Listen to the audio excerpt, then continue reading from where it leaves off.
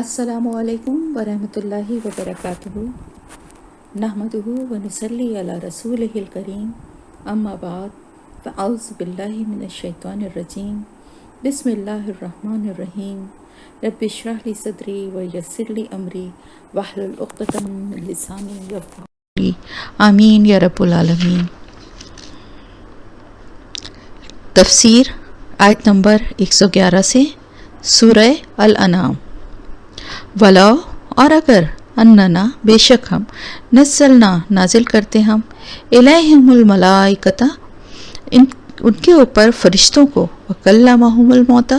اور بات کرتے ان سے مردے وحشرنا اور ہم جمع کرتے علیہم ان پر کل شیء ہر چیز کو قبلاً سامنے ما کانوا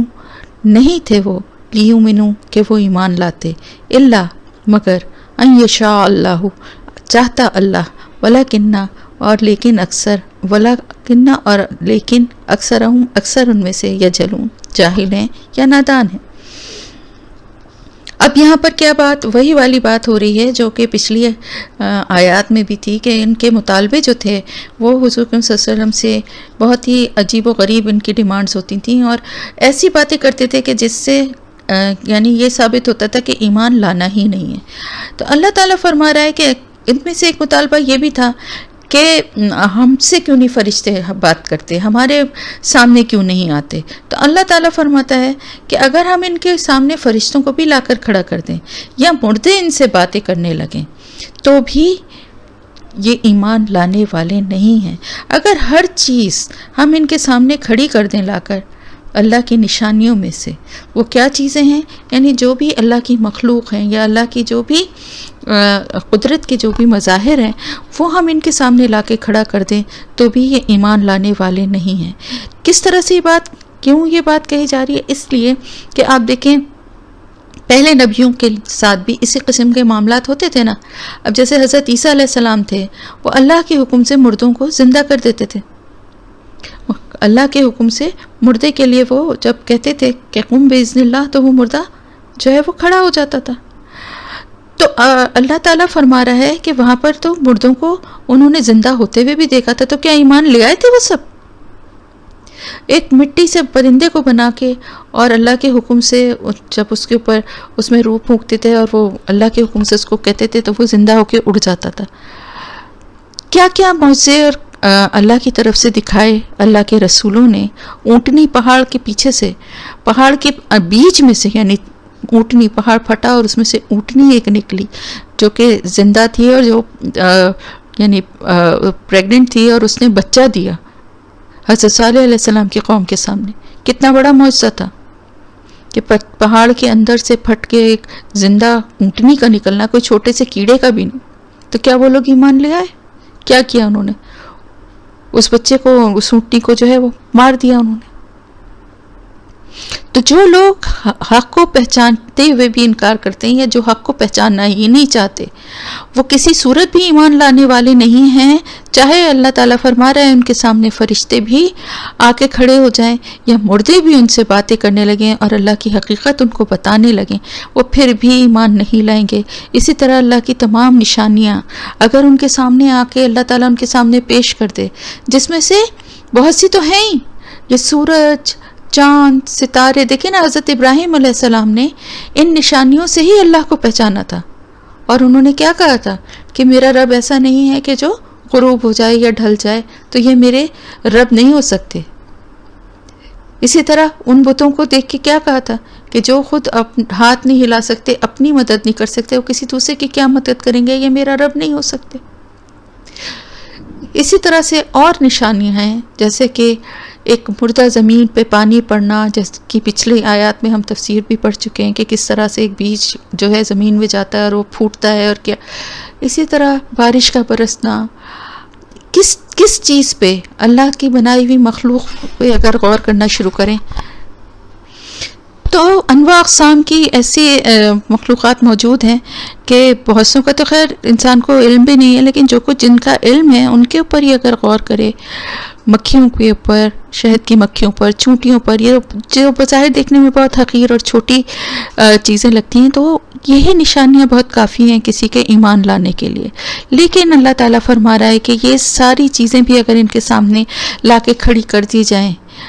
جس میں سے بہت سی ہیں بھی، تو یہ ایمان لانے والے نہیں ہیں، سوائے اس کے کہ اللہ ہی چاہے کہ یہ ایمان لے آئیں. تو یہاں پر پھر وہی والی بات جو میں پہلے کئی دفعہ آپ کو بتا چکی ہوں کہ ایمان لانا اللہ کی مشیت اور اللہ کی رضا، یہ دو مختلف چیزیں ہیں.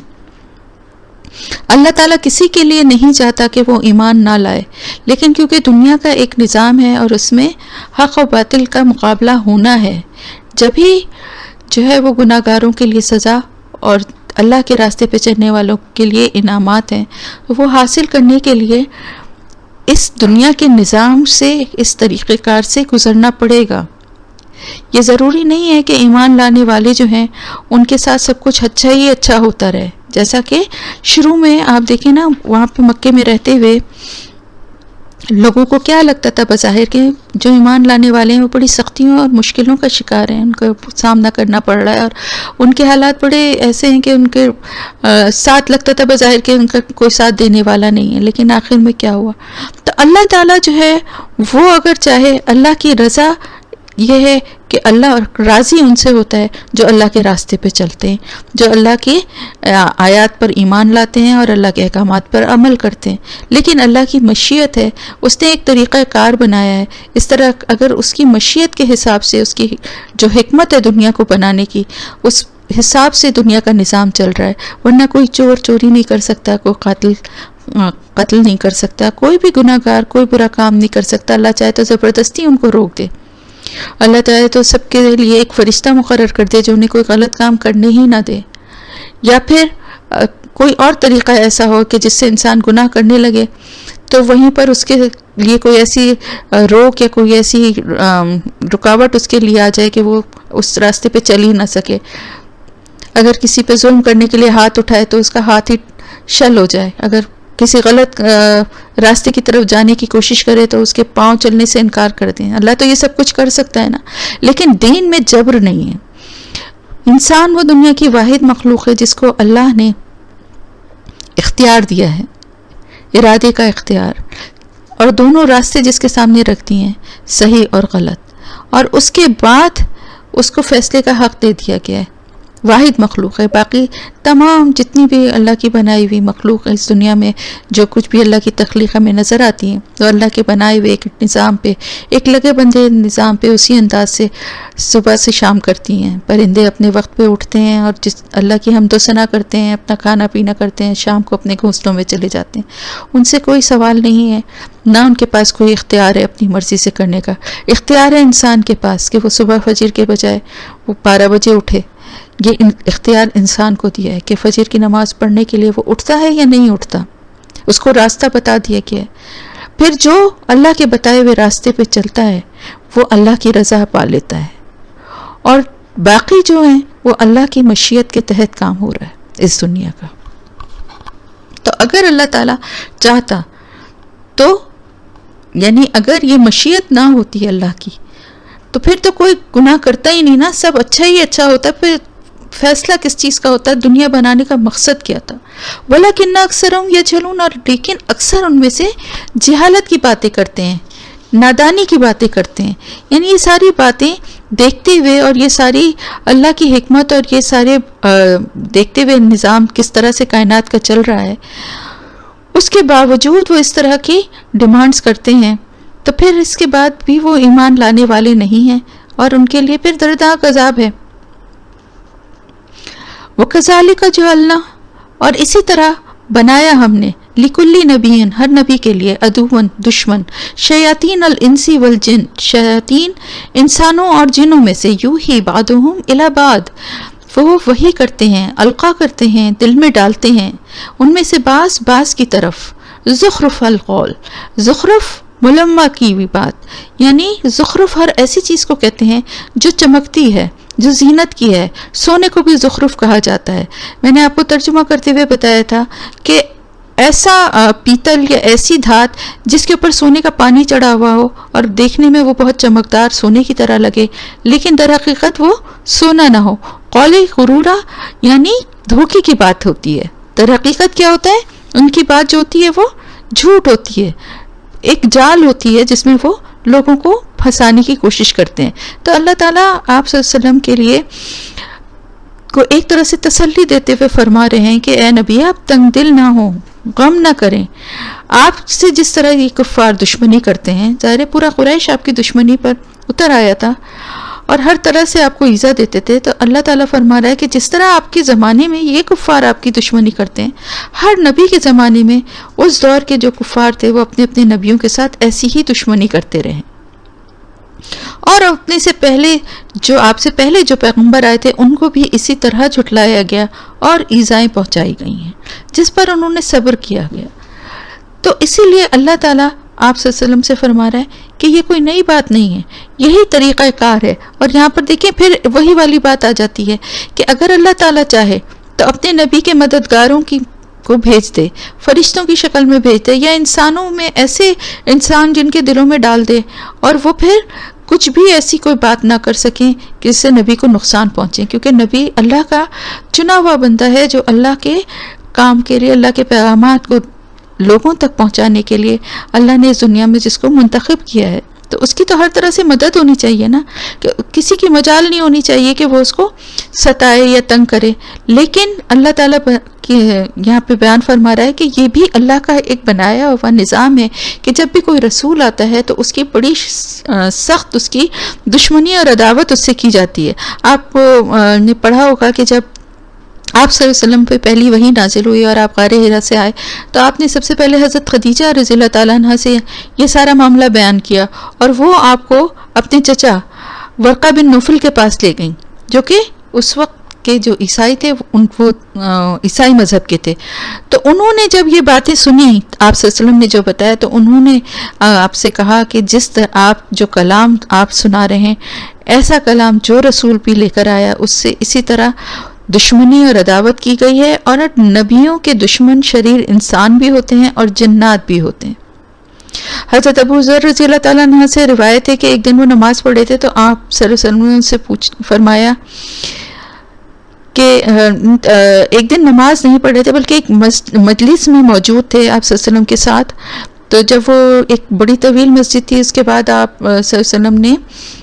حضرت ابو ذر رضی اللہ تعالیٰ عنہ سے پوچھا کہ کیا تم نے نماز پڑھ لی ہے؟ انہوں نے کہا نہیں یا رسول اللہ، میں نے نہیں پڑھی ہے۔ آپ نے فرمایا اٹھو اور 2 رکعت ادا کرو۔ وہ فرماتے ہیں کہ جب میں نماز پڑھ کر آپ کے پاس آیا تو آپ فرمانے لگے کہ کیا تم نے انسان اور جنوں کے شیاطین سے بھی اللہ کی پناہ مانگی ہے؟ میں نے کہا نہیں۔ پھر میں نے سوال کیا کہ کیا انسانوں میں بھی شیطان ہیں؟ آپ نے فرمایا ہاں، اور وہ جنوں کے شیطانوں سے بھی زیادہ شریر ہیں۔ اب یہ شیاطین جو ہے نا، آپ کو میں نے سورہ فاتحہ کی جب تفسیر کروائی تھی تو لفظی ترجمے میں آپ کو میں نے بتایا تھا کہ شیاطین یا شیطان جو ہے اس کا روٹ ورڈ ہے شتن، شین توئے نون، اور شتن کا مطلب ہے بعید یعنی دور، اور شیطان ہوتا ہے اللہ کی رحمت سے دور۔ تو شیطان جو ہے وہ صرف ابلیس کے لیے ہی نہیں آتا بلکہ ہر نافرمان اور سرکش انسان اور جن کے لیے استعمال ہوتا ہے شیطان کا لفظ۔ تو وہ انسان بھی جو اللہ کے راستے سے لوگوں کو بھٹکاتے ہیں، بہکاتے ہیں، ان کے لیے مشکلات کھڑی کرتے ہیں، وہ بھی شیطان ہی ہیں، اور وہ جن بھی۔ تو جن جو ہیں ان کا کام کیا ہوتا ہے کہ وہ دلوں میں صرف وسوسے ڈالتے ہیں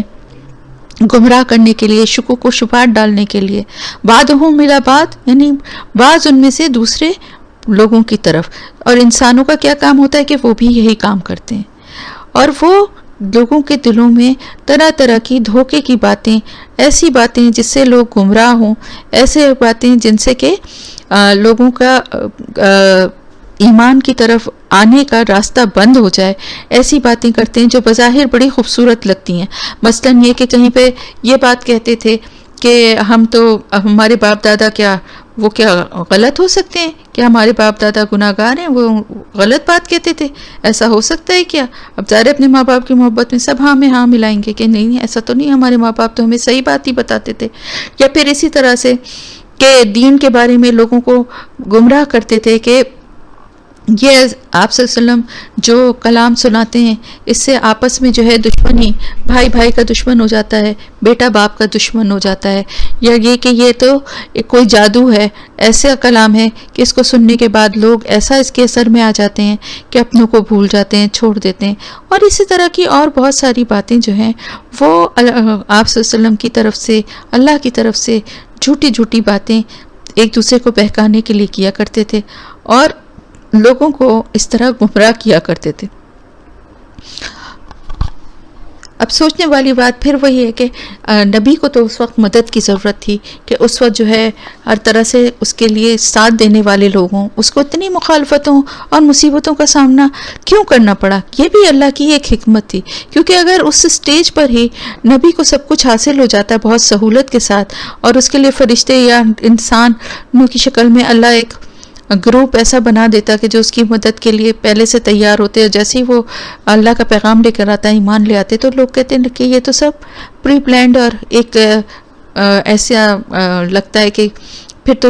جن کو ماننا ہوتا ہے ان کے ماننے میں بھی کوئی چیز رکاوٹ نہیں ہوتی، اور جو سرکش اور جن کو نہیں ماننا وہ تو اس وقت بھی خیر نہیں مانتے، لیکن یہ کہ یہ تو پھر وہ بات ختم ہی ہو جاتی نا، کوئی کشمکشی نہیں ہوتی،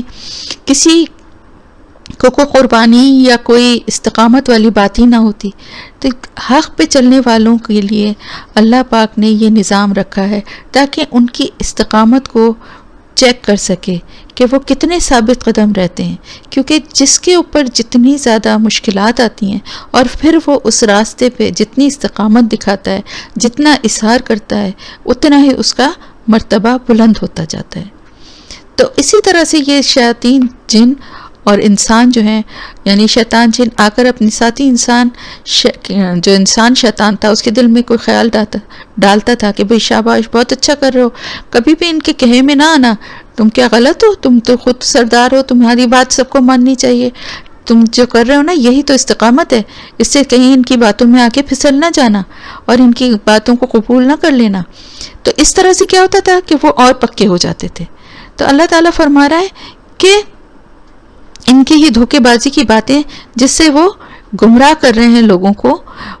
وَلَا شَاءَ رَبُّكَ مَا فَعَلُوهُ فَذَرْهُمْ وَمَا يَفْتَرُونَ، اور اگر اللہ تعالیٰ چاہتا تو یہ کچھ بھی ایسا نہیں کر سکتے تھے، تو چھوڑ دو انہیں جو کچھ بھی یہ جھوٹ کر رہے ہیں۔ پھر وہی والی بات جو پہلے میں بتا چکی ہوں کہ اللہ کی مشیت اور اللہ کی رضا دونوں بالکل الگ چیزیں ہیں۔ اگر اللہ تعالیٰ چاہتا تو یہ ان کی مجال ہی نہیں تھی کہ یہ کر سکیں۔ مسلمانوں پہ کسی بھی قسم کا ظلم کرنے کی کیا اللہ کی رضا ہو سکتی ہے اس میں؟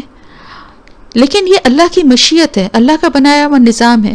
کہ مسلمانوں پہ سختیاں، حضرت بلال رضی اللہ تعالیٰ عنہ کو تپتی ہوئی ریت پہ لٹا کے ان کے سینے پہ سل رکھ دی جاتی تھی۔ تو کیا یہ اللہ کی مشیت ہو سکتی ہے؟ وہ اللہ کی رضا ہو سکتی ہے؟ اللہ کی رضا تو نہیں ہو سکتی۔ اللہ کیا اس کام کو کرنے والے سے راضی ہوگا؟ نہیں۔ لیکن یہ کس کے لیے تھی اللہ کی مشیت؟ کہ حضرت بلال رضی اللہ تعالیٰ عنہ کے کتنے درجات بلند ہوئے، ان کی استقامت کو دیکھ کے کتنے لوگ ایمان لائے۔ لوگوں کے دل میں یہ خیال آیا کہ بھائی اتنی تکلیف اٹھا کے بھی ایک شخص جو ہے وہ عہد ہی کر رہا ہے تو کوئی تو بات ہوگی، اور جاننے کے لیے ایمان کی طرف ان کے دل میں بھی خواہش پیدا ہوئی۔ تو اللہ کی مشیت یہی تھی کہ اسی طریقے سے سختیاں اور تکلیفیں اٹھاتے ہوئے مومن جو ہیں وہ آہستہ آہستہ کامیابیاں حاصل کرتے جائیں اور ایک دن ہر طرف اللہ کا دین چھا جائے۔ یہ تھی اللہ کی رضا۔ لیکن اس کا راستہ جو تھا وہ یہ تھا کہ اس مشکلات سے گزر کے ہی ان کو پار ہونا تھا۔ تو اللہ تعالیٰ اگر چاہتا تو پہلے ہی مرحلے پہ ان کو روک دیتا، تو نہ پھر آزمائش ہوتی، نہ پھر کوئی سختی ہوتی، تو پھر کس طرح سے لوگوں کی استقامت کا، دین کی سچائی کا دل تک پہنچا ہے کہ نہیں، ان ساری باتوں کا پتہ کیسے چلتا، اور ان کے جو درجے بلند ہوئے، جو اجر و ثواب ان کو ملا، وہ بھی کس طرح سے اس کا پتہ چلتا۔ تو اللہ تعالیٰ فرما رہا ہے فَذَرْهُمْ، تو بس چھوڑ دو ان کو، جو کچھ بھی یہ جھوٹ گڑھ رہے ہیں، جھوٹی باتیں بنا رہے ہیں جس سے لوگوں کو گمراہ کر رہے ہیں، ان کو ان کے حال پہ چھوڑ دو، ان کو یہی سب کچھ کرنے رہو، ان کا انجام ان کے اس جھوٹ کے ساتھ ہی ہونا ہے۔ یہ بات اچھی طرح سے سمجھ لیجئے کہ اللہ کی مشیت کے تحت کسی بھی واقعے کا یا کسی بھی ظلم کا ہونے کا مطلب یہ نہیں ہے کہ وہ اس میں اللہ کی رضا شامل ہے۔ اللہ کی رضا، جو اللہ کے احکامات کے مطابق عمل کرتے ہیں، اللہ کی رضا ان کے ساتھ ہوتی ہے۔ تو اللہ تعالیٰ فرما رہا ہے کہ ان کو چھوڑ دیں جو یہ جھوٹ پکڑتے ہیں، اور یہ سب اس لیے ہے ولی تزغا، اور تاکہ مائل ہو جائیں الہی اس کی طرف، افیدۃ الذین، دل ان لوگوں کے جو لا یؤمنون نہیں ایمان رکھتے، بالآخرہ آخرت پر، ولیرضوہ، اور تاکہ وہ راضی ہوں اس سے، ولیقترفوا ما ھم مختلفون، اور تاکہ وہ کمائی کرتے رہیں، وہی کام کرتے رہیں، ما ھم مختلفون، جو جس کاموں میں وہ الجھے ہوئے ہیں، جو کمائی وہ کر رہے ہیں وہ وہی کرتے رہیں۔ سمجھ میں آئی بات؟ یعنی یہ کہ اس سے کیا ہوتا ہے کہ تاکہ اسی بات پہ وہ راضی ہو جائیں، ان کے دل اسی طرف مائل ہو جائیں، کیونکہ ان کے دل جو ہیں، جو لوگ ایمان نہیں لائے آخرت پر، یعنی اللہ پر نہیں لائے تبھی تو آخرت پر بھی ایمان نہیں ہے، تو ان کے دل جو ہیں وہ ان جھوٹی باتوں سے متاثر ہو کر انہی کے ساتھ شامل ہو جاتے ہیں۔ تو اچھا ہے، اللہ کی طرف سے یہ ڈھیل ہے، ان کو یہ موقع دیا جا رہا ہے کہ وہ جائیں اور ان کی جھوٹی چکنی چپڑی باتوں میں، فضول جو انہوں نے جال جھوٹ کے بنائے ہوئے ہیں ان میں وہ الجھ کے انہی کے ساتھ شامل ہو جائیں اور اسی پر راضی ہو جائیں، اور یہی کام جو وہ گناہ کے کر رہے ہیں انہی کو کرتے رہیں، یہی کمائی کرتے رہیں، کیونکہ آخرت میں پھر ان کا جو انجام ہونا ہے اس کے حساب سے جو ان کو یہ ڈھیل دی جا رہی ہے، راستہ بتا دیا گیا اللہ کا، اللہ کی نشانیاں، اللہ کی آیات قرآن کی شکل میں بھی اللہ کے رسول کی زبان سے ان تک پہنچ رہی ہیں، لیکن پھر بھی ان لوگوں کا ساتھ اگر وہ دینا چاہ رہے ہیں جو کہ جھوٹ گڑھتے ہیں، جھوٹی باتیں بنا بنا کے لوگوں کو گمراہ کرتے ہیں، تو یہ ان کے جو جھوٹ بنا رہے ہیں ان کے لیے بھی یہ چیز جو ہے ان کو کے لیے نقصان دہ ہے، اور ساتھ ہی ساتھ ان لوگوں کی بھی آزمائش ہے، یعنی ایمان والوں اور وہ لوگ جو ایمان نہیں لاتے آخرت پر، ان دونوں کا بھی فیصلہ ان باتوں سے ہی ہوگا کہ ان باتوں پہ وہ کتنا عمل کرتے ہیں، کتنا یقین کرتے ہیں، اور کتنا ان جھوٹی باتوں میں آتے ہیں، اللہ کی طرف، اللہ کی کتاب کی طرف آتے ہیں، یا ان جھوٹی باتوں کی طرف متاثر ہو کر چلے جاتے ہیں۔ کیونکہ بعض دفعہ ایسا ہوتا ہے کہ دیکھیں جھوٹی بات جو ہے نا، جھوٹ بولنے والے کا انداز ایسا ہوتا ہے، جھوٹ بیان کرنے والے کی باتیں ایسی دلچسپ لگ رہی ہوتی ہیں کہ لوگ نہ چاہتے ہوئے بھی ان کی باتوں کو سننے اور ان پہ یقین کرنے لگتے ہیں۔ اللہ کے مقابلے میں نہیں، ویسے بھی دنیاوی معاملات میں بھی آپ دیکھیے کہ بعض دفعہ کسی انسان کے لیے بھی اس طرح کی باتیں کرنا شروع کر دیتے ہیں حسد کی وجہ سے، یا کسی اور کوئی اور دشمنی کی وجہ سے، کہ اس کے لیے جھوٹی باتیں یا جھوٹے کچھ اس طرح کی چیزیں مشہور کر دی جاتی ہیں، اور اکثریت لوگوں کی کیا کرتی ہے بغیر تصدیق کیے، پہلا تو اسٹیپ یہ ہوتا ہے کہ جو کر رہا ہے اس کو ہی روکا جائے اور منع کیا جائے کہ وہ ایسا نہ کرے، لیکن روکنا اور منع کرنا تو دور کی بات ہے، اس کی بات پہ یقین کر کے سب اس کے ساتھ شامل ہونا شروع ہو جاتے ہیں۔ تو یہ طریقہ کار بہت ہی غلط ہے۔ یہاں پر اللہ تعالیٰ فرما رہا ہے کہ تاکہ مائل ہو جائیں ان کے دل جو ایمان نہیں رکھتے آخرت پر، یعنی ان جھوٹی باتوں سے، چاہے وہ اس وقت ہی یا آج کے دور میں ہیں۔ ہمیشہ یہ بات یاد رکھیے، ہر آیت کو اپنے سے ریلیٹ ضرور کیجئے۔ تو وہ لوگ جو کہ آخرت پر اور اللہ پر ایمان نہیں رکھتے، یہ ان کا رویہ ہے کہ وہ ایسی جھوٹی باتوں سے متاثر ہو جاتے ہیں اور اسی پر راضی ہو جاتے ہیں، اسی کو پسند کر لیتے ہیں۔ تو پھر وہی کام جو گناہ کے کام ہیں، یعنی ظاہر ہے کسی کی دشمنی میں جو کچھ بھی کیا جائے گا تو وہ برائی کا ہی کام ہے نا، وہی کمائی وہ کرتے رہتے ہیں، جس طرح کی زندگی اور جن باتوں کی طرف وہ لگ جاتے ہیں اسی میں وہ اپنی زندگی گزار دیتے ہیں، انہی گناہ کی باتوں اور کاموں میں۔ یعنی یہ سمجھ لیجئے یہ ساری مخالفتیں اور نبی کے لیے جو دشمنی ہوتی ہے شیاطین کی، یہ دراصل کھرے اور کھوٹے کی پہچان کے لیے ہوتی ہے۔ الگ الگ ہو جاتے ہیں اس کسوٹی سے پرکھنے کے بعد ایمان والے اور وہ لوگ بھی جو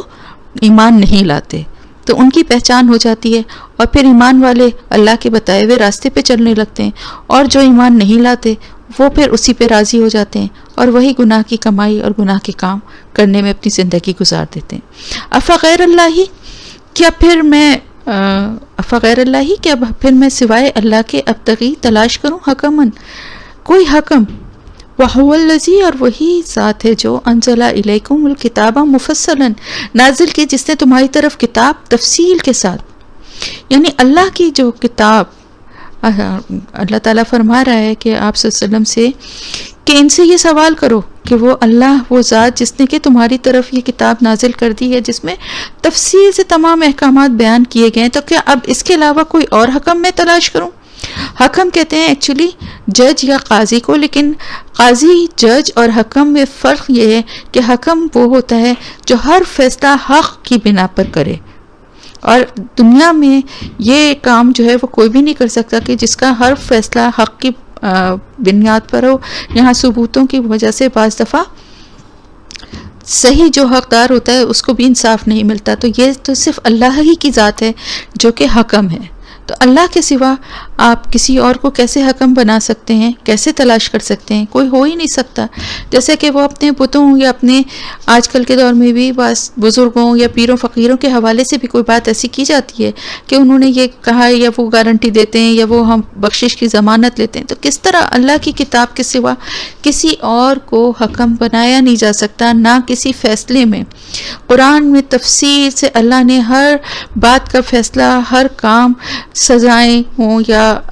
زندگی کے احکامات ہوں، معاشرتی مسائل ہوں یا جو بھی، ان سب کی ڈیٹیل قرآن میں موجود ہے تفصیل کے ساتھ مفصلاً۔ تو اس کے آنے کے بعد جس میں کہ ہر چیز، ہر زندگی کے ہر گوشے کے بارے میں جس میں تفصیل بیان کی گئی ہے، کوئی چیز باقی نہیں رہی کہ جس کے بارے میں مزید کسی کو خواہش ہو کہ وہ مزید اور ڈیٹیل جان سکے، تو اس کو ہوتے ہوئے کسی اور حکم کی ضرورت نہیں ہے۔ والذین آتیناہم الکتاب، اور وہ لوگ جنہیں دی ہم نے کتاب، یعلمون، وہ جانتے ہیں، انہ، بے شک وہ منزل، نازل کردہ ہے، من ربک، آپ کے رب کی طرف سے، بالحق، حق کے ساتھ، فلا تکونن من الممترین، تو ہرگز نہ ہو جائیں آپ شک کرنے والوں میں سے۔ اور وہ کتاب، وہ لوگ جنہیں کتاب دی گئی، یعنی اہل کتاب جو یہودی اور عیسائی تھے، کیونکہ ہوتا کیا تھا کہ خاص طور پر مشرکین مکہ جو تھے نا، وہ جا کر ان لوگوں سے پوچھا کرتے تھے، یہودیوں سے، کیونکہ یہودیوں سے ہی زیادہ واسطہ تھا، تو ان سے جا کے پوچھا کرتے تھے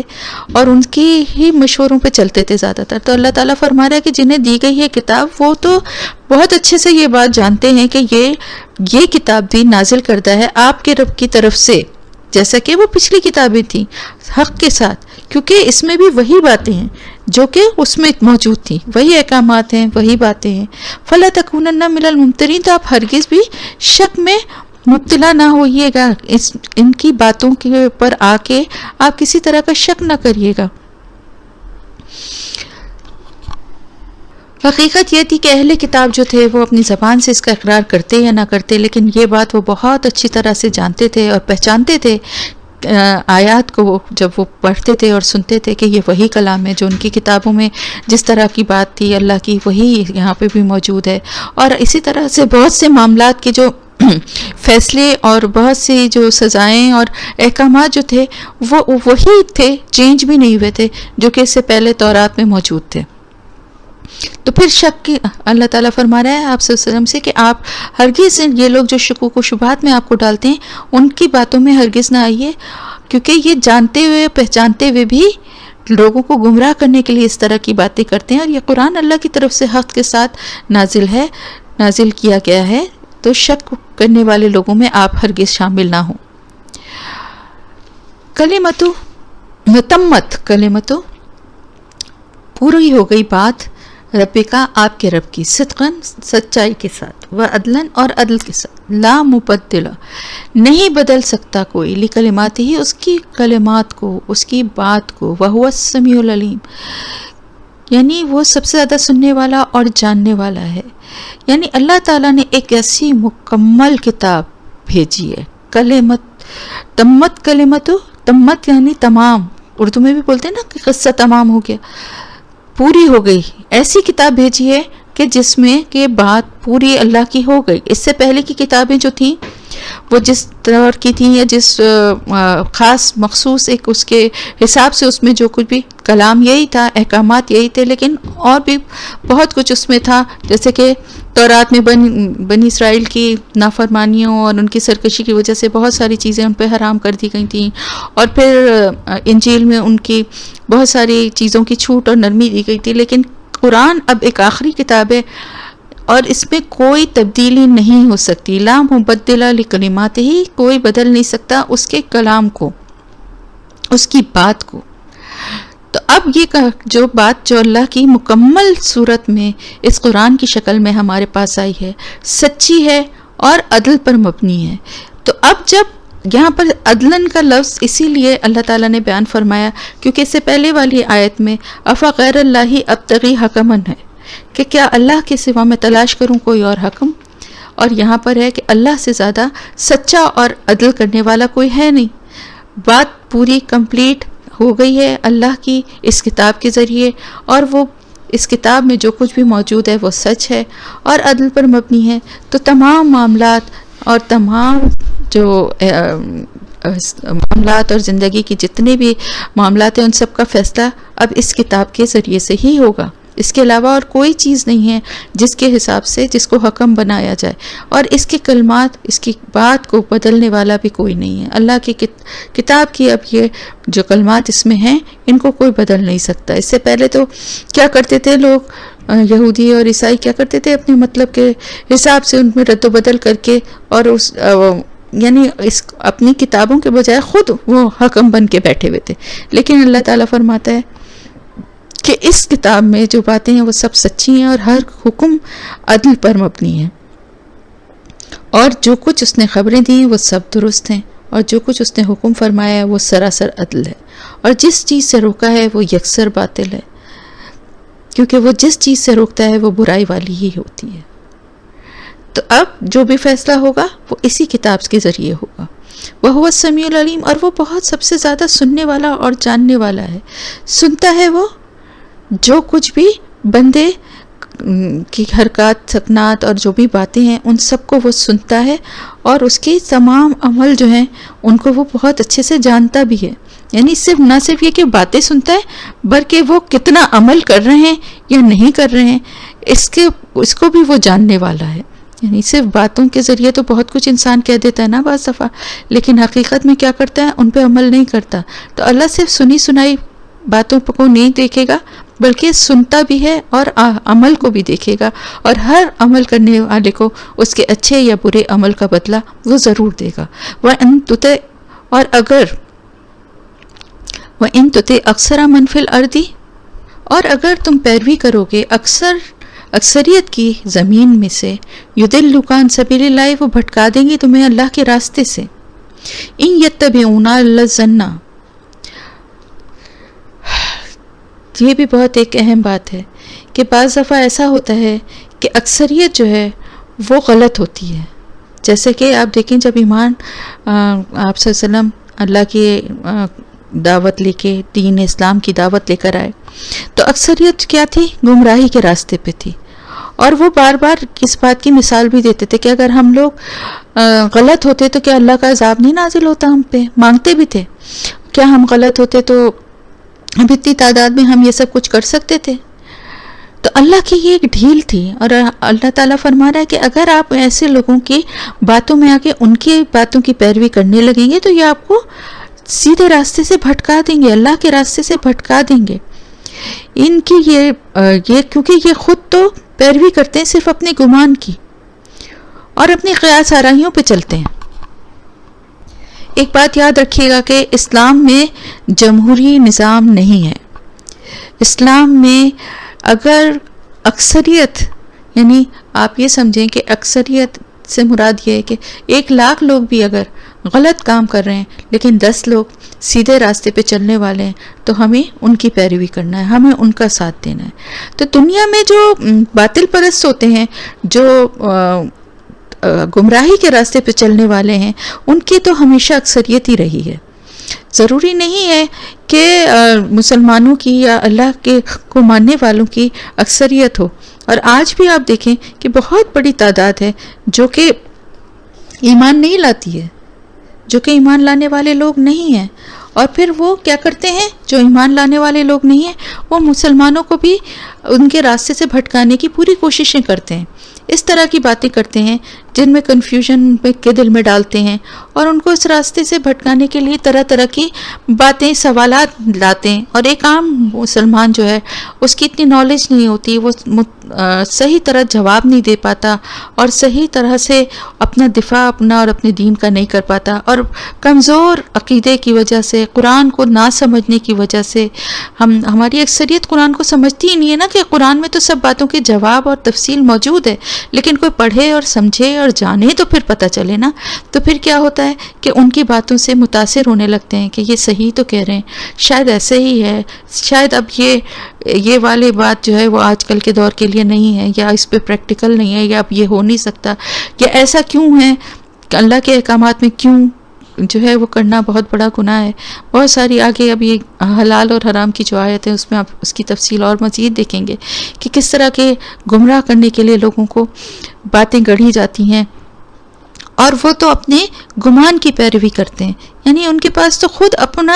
کوئی, ان کے پاس واضح کوئی لاجک, کوئی کتاب, کوئی اللہ کی طرف سے آئی ہوئی کوئی ان کے پاس دلیل نہیں ہے, بلکہ صرف اپنی خواہش اور اپنی گمان کی پیروی کرتے ہیں, اور اسی میں قیاس آرائیاں کرتے ہوئے نئی نئی باتیں نکالتے رہتے ہیں, گڑھتے رہتے ہیں, خود بھی گمراہ ہوتے رہتے ہیں, اور لوگوں کو بھی اس راستے پہ چلنے سے روکتے رہتے ہیں. تو اکثریت کی پیروی ہرگز نہیں کرنی چاہیے.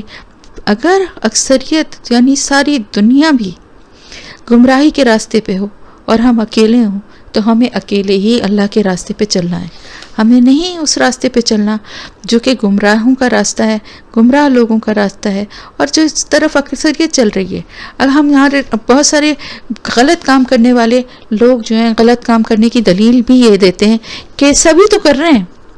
اکثریت ایسے ہی کر رہی ہے, آج کل تو سبھی ایسا کرتے ہیں. کہ اکثر آپ اس طرح کی دلیل اور اس طرح کی باتیں سنتے ہوں گے کہ لوگ کسی بھی غلط بات کے لیے یہ دلیل دیتے ہیں کہ ساری دنیا ایسا ہی کر رہی ہے. لیکن ایک حق کے راستے پہ چلنے والے کو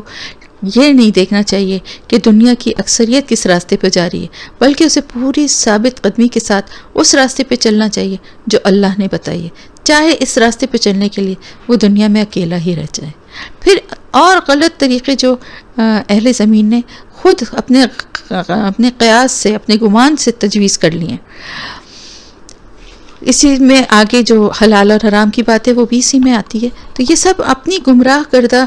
سوچیں اور باتیں ہیں, جیسے خود ہی کسی چیز کو حرام قرار دے دیتے ہیں, کسی چیز کو مشکل بنا دیتے ہیں کہ یہ تو نہ بھی کریں تو کوئی فرق نہیں پڑتا, کسی کو کہیں پہ اللہ کو غفور الرحیم بنا کے سہولت دے دیتے ہیں کہ جی آپ چھوڑ دیں, کوئی بات نہیں, اللہ معاف کرنے والا ہے. اصل میں جو مین گمراہی کی وجہ سب سے بڑی ہے جو اللہ کے راستے سے بھٹکنے کی, وہ یہ ہے کہ دین کا شعور ہی نہیں ہے. اور وہ دین کا شعور کیسے آئے جب تک کہ اللہ کی کتاب کو جانیں گے نہیں, پڑھیں گے نہیں. اور اس کے لیے بھی سب سے بڑی شرط ہے کہ سنی سنائی باتیں نہیں. لوگ کیا کہہ رہے ہیں, اللہ زنا, اور تو اپنی خواہشات اپنے گمان کی باتیں کریں گے نا. اللہ یخرسون کیا ہے, یعنی قیاس آرائیاں, اپنی طرف سے اٹکل لگا کے خیالات, اپنی باتیں اور سنی سنائی, اور اللہ اور رسول کا نام لے لے کے کہتے ہیں کہ یہ تو اللہ نے یہ فرمایا ہے یا اللہ کے رسول نے یہ فرمایا ہے, جبکہ اس کے بارے میں کچھ نہیں جانتے, اس کی کوئی تفصیل نہیں پتہ ہوتی, لیکن ایسا کہہ کے لوگوں کو گمراہ کرتے ہیں.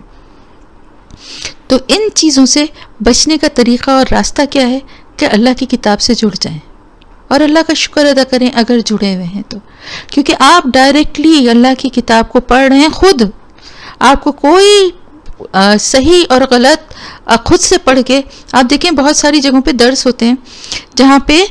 قرآن کا یا اس کا کوئی ریفرنس نہیں ہوتا, ایسے ہی بہت لمبی لمبی باتیں کی جاتی ہیں. بے شک ان میں بہت سی اچھی باتیں بھی ہوتی ہیں, لیکن کچھ باتیں گمراہ کن بھی ہوتی ہیں. بہت ساری باتیں, بہت سارے عقائد ایسے بھی ہوتے ہیں کہ جو بتائے جا رہے ہوتے ہیں جو کہ ہمارے دین میں نہیں ہیں. تو لوگ جو ہے دین کی بات سمجھ کے بہت عقیدت سے سنتے ہیں اور ان پہ عمل کرنے کے لیے بھی تیار ہو جاتے ہیں.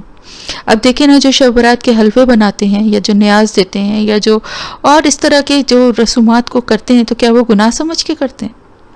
وہ تو بہت نیکی کا کام سمجھ کے ہی کرتے ہیں نا. تو اپنے گمان اور اپنی قیاس آرائیوں پہ چلنا جو ہے نا ناپسندیدہ ہے, جبکہ اللہ کی کتاب آپ کے سامنے موجود ہے, اللہ کے رسول کی سنت آپ کے سامنے موجود ہے. تو اپنا عمل درست کرنے کا طریقہ کیا ہے؟ سب سے پہلے تو قرآن کو پڑھنا اور اس کو سمجھنا شروع کریے. آپ کے تمام وسوسے, آپ کے تمام جو شکوک و شبہات ہیں, آہستہ آہستہ سارے خود ہی دور ہوتے چلے جائیں گے, اور آپ اس قابل بھی ہو جائیں گے کہ دوسروں کی اصلاح کر سکیں اور دوسروں کے غلط گمان اور ان کے قیاس آرائیوں کو درست کر سکیں. اِنَّ رَبَّكَ, بے شک آپ کا رب, هُوَ عَالِمُ مَن يَضِلُّ عَن سَبِيلِهِ وَهُوَ عَالِمُ بِالْمُهْتَدِينَ. یہاں عالم الف پہ زبر ہے, یہ وہی سپرلیٹو ڈگری ہے, یعنی سب سے زیادہ جاننے والا. بے شک آپ کا رب سب سے زیادہ جاننے والا ہے، وہ کون اس کے راستے سے بھٹکا ہوا ہے اور کون ہدایت یافتہ ہے، یعنی سیدھے راستے پر ہے۔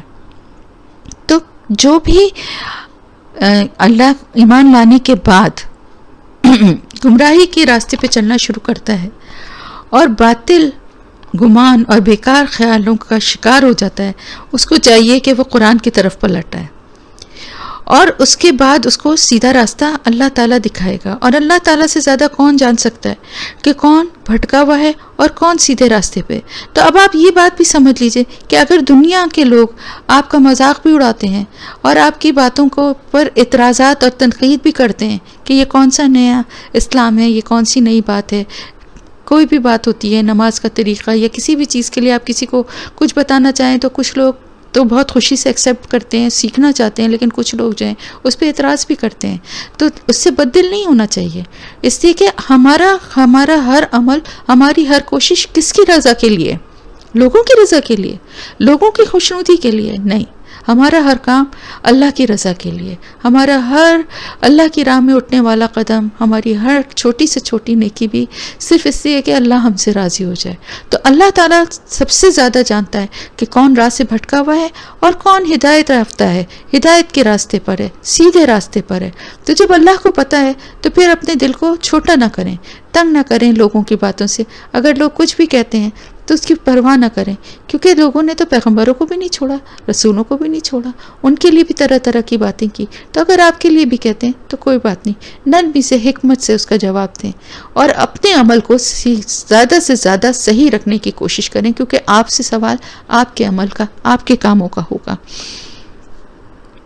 فَكُلُوا مِمَّا، پس کھاؤ، فَكُلُوا، پس کھاؤ، مما، اس میں سے جو ذکر اسم اللہ،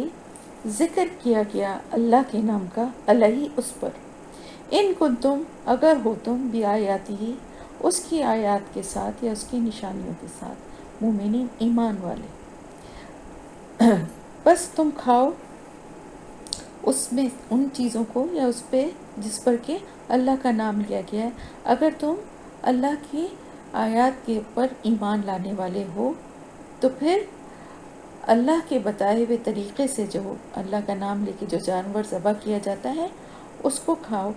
وہی حلال ہے تمہارے لیے۔ حضرت عبداللہ بن عباس سے روایت ہے کہ یہود کے جو علماء تھے وہ ظاہر قریش کے یا مکے کے جو مشرکین تھے، میں نے بتایا نا کہ وہاں تو کوئی کتاب اس سے پہلے آئی نہیں تھی، تو وہ ان کے پاس مشورے کے لیے جایا کرتے تھے، پوچھتے تھے ان سے کہ جوابات بھی پوچھتے تھے کہ کیا آپ صلی اللہ علیہ وسلم کو کیا جواب دیا جائے، اور آپ کی تصدیق کے لیے بھی ان کے پاس جایا کرتے تھے۔ تو وہ جو تھے علماء جو تھے وہ تو ظاہر ہے آپ کو معلوم ہے کہ ویسے ہی ان کا کیا کیریکٹر تھا، تو وہ ان کو گمراہ کرنے کے لیے کہتے تھے کہ آپ صلی اللہ علیہ وسلم پر اعتراض کرنے کے لیے مختلف سوالات سکھایا کرتے تھے۔ ان میں سے ایک یہ بھی سوال تھا کہ ان سے یہ پوچھئے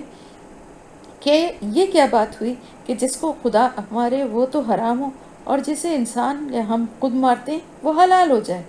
یہ آپ دیکھیں کہ گمراہ کرنے کا کیسا طریقہ تھا، جس سے کہ وہ لوگ جو ابھی ایمان جن کے دلوں تک نہیں پہنچا تھا، جو صرف ابھی اس راستے پہ آنے کی کوشش کر رہے تھے، ان کو بہکانے کے لیے کیسا سوال ترتیب دیا گیا کہ جس کو اللہ نے مار دیا، یعنی جو قدرتی موت مرا تو ظاہر ہے اللہ نے مارا ہے نا، تو وہ تو حرام ہے، اور جس کو تم خود اپنے ہاتھوں سے ذبح کر رہے ہو وہ تمہارے لیے حلال ہے۔ یہ کیسی عجیب سی بات ہے، یہ سوال کرو تم۔ وما لکم، اور کیا ہے تمہیں، تمہارے لیے، اللہ تاکلو، کہ تم نہ کھاؤ، مما ذکر اسم اللہ، جس پر نام لیا گیا اللہ کا، وقد فصل لکم، اور بلا شبہ تفصیل سے بیان کر دی گئی تمہارے لیے جو کچھ حرام کیا گیا تم پر، الا مت ضررتم، سوائے اس کے جو حالت اضطرار میں تمہاری طرف ہو۔ اب یہاں پہ کیا بات ہے؟ سب سے پہلے تو اللہ تعالیٰ نے فرمایا کہ جو کچھ بھی اللہ کا نام لے کے تم ذبح کرتے ہو، خون بہتا ہے، جانور ذبح ہوتا ہے، اس کو تم کھاؤ، کیونکہ وہ اللہ کی طرف سے تمہارے لیے حلال کر دیا گیا۔ اور تمہیں کس نے منع کیا ہے کہ تم اس جانور کو، کیونکہ وہ کہتے تھے اس سے وہ زیادہ حلال ہے جو اللہ نے جس کو موت دی ہے، وہ تو اللہ نے موت دی ہے نا، تو وہ زیادہ حلال ہے، اس کو کھانا زیادہ صحیح ہے۔ اپنے ہاتھ سے مار کے کھانے والے جانور کو کھانا صحیح نہیں ہے، حرام نہیں، وہ حلال نہیں ہے۔ تو اب آپ دیکھیں اس کی کتنی سمپل سی بات ہے، لیکن ظاہر ہے ایک ایسی قوم، ایک ایسے لوگ جو کہ ایمان سے جن کا بھی واسطہ پڑا تھا اور اتنی ڈیٹیل ان کو پتہ نہیں تھی، اور وہ ان کو جو صاحب کتاب لوگ تھے، اہل کتاب لوگ تھے، وہ ان کو گمراہ کرنے کے لیے اس طرح کی باتیں کر رہے تھے، کم علمی کی وجہ سے ان کی تو ظاہر ہے وہ قائل ہو جاتے تھے اور کہتے تھے ہاں بات تو صحیح کہہ رہے ہیں۔ حالانکہ ایک عقل کی بات ہے کہ اللہ کے نام کے ساتھ ذبح کرنے میں دو حکمتیں ہیں۔ پہلی بات تو یہ کہ اللہ کا نام ایسا تو نہیں ہے نا کہ وہ جو جانور جو خود مر گیا، بے شک اس کو اللہ کی طرف سے ہی موت آئی ہے، لیکن اس پہ اللہ کا نام تو نہیں لیا گیا۔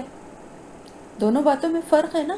وہ مرا بے شک اللہ کی طرف سے ہی موت آئی، تو جس کو ذبح کر رہے ہیں اس کو بھی اللہ کی طرف سے ہی موت آئے گی نا، تو لیکن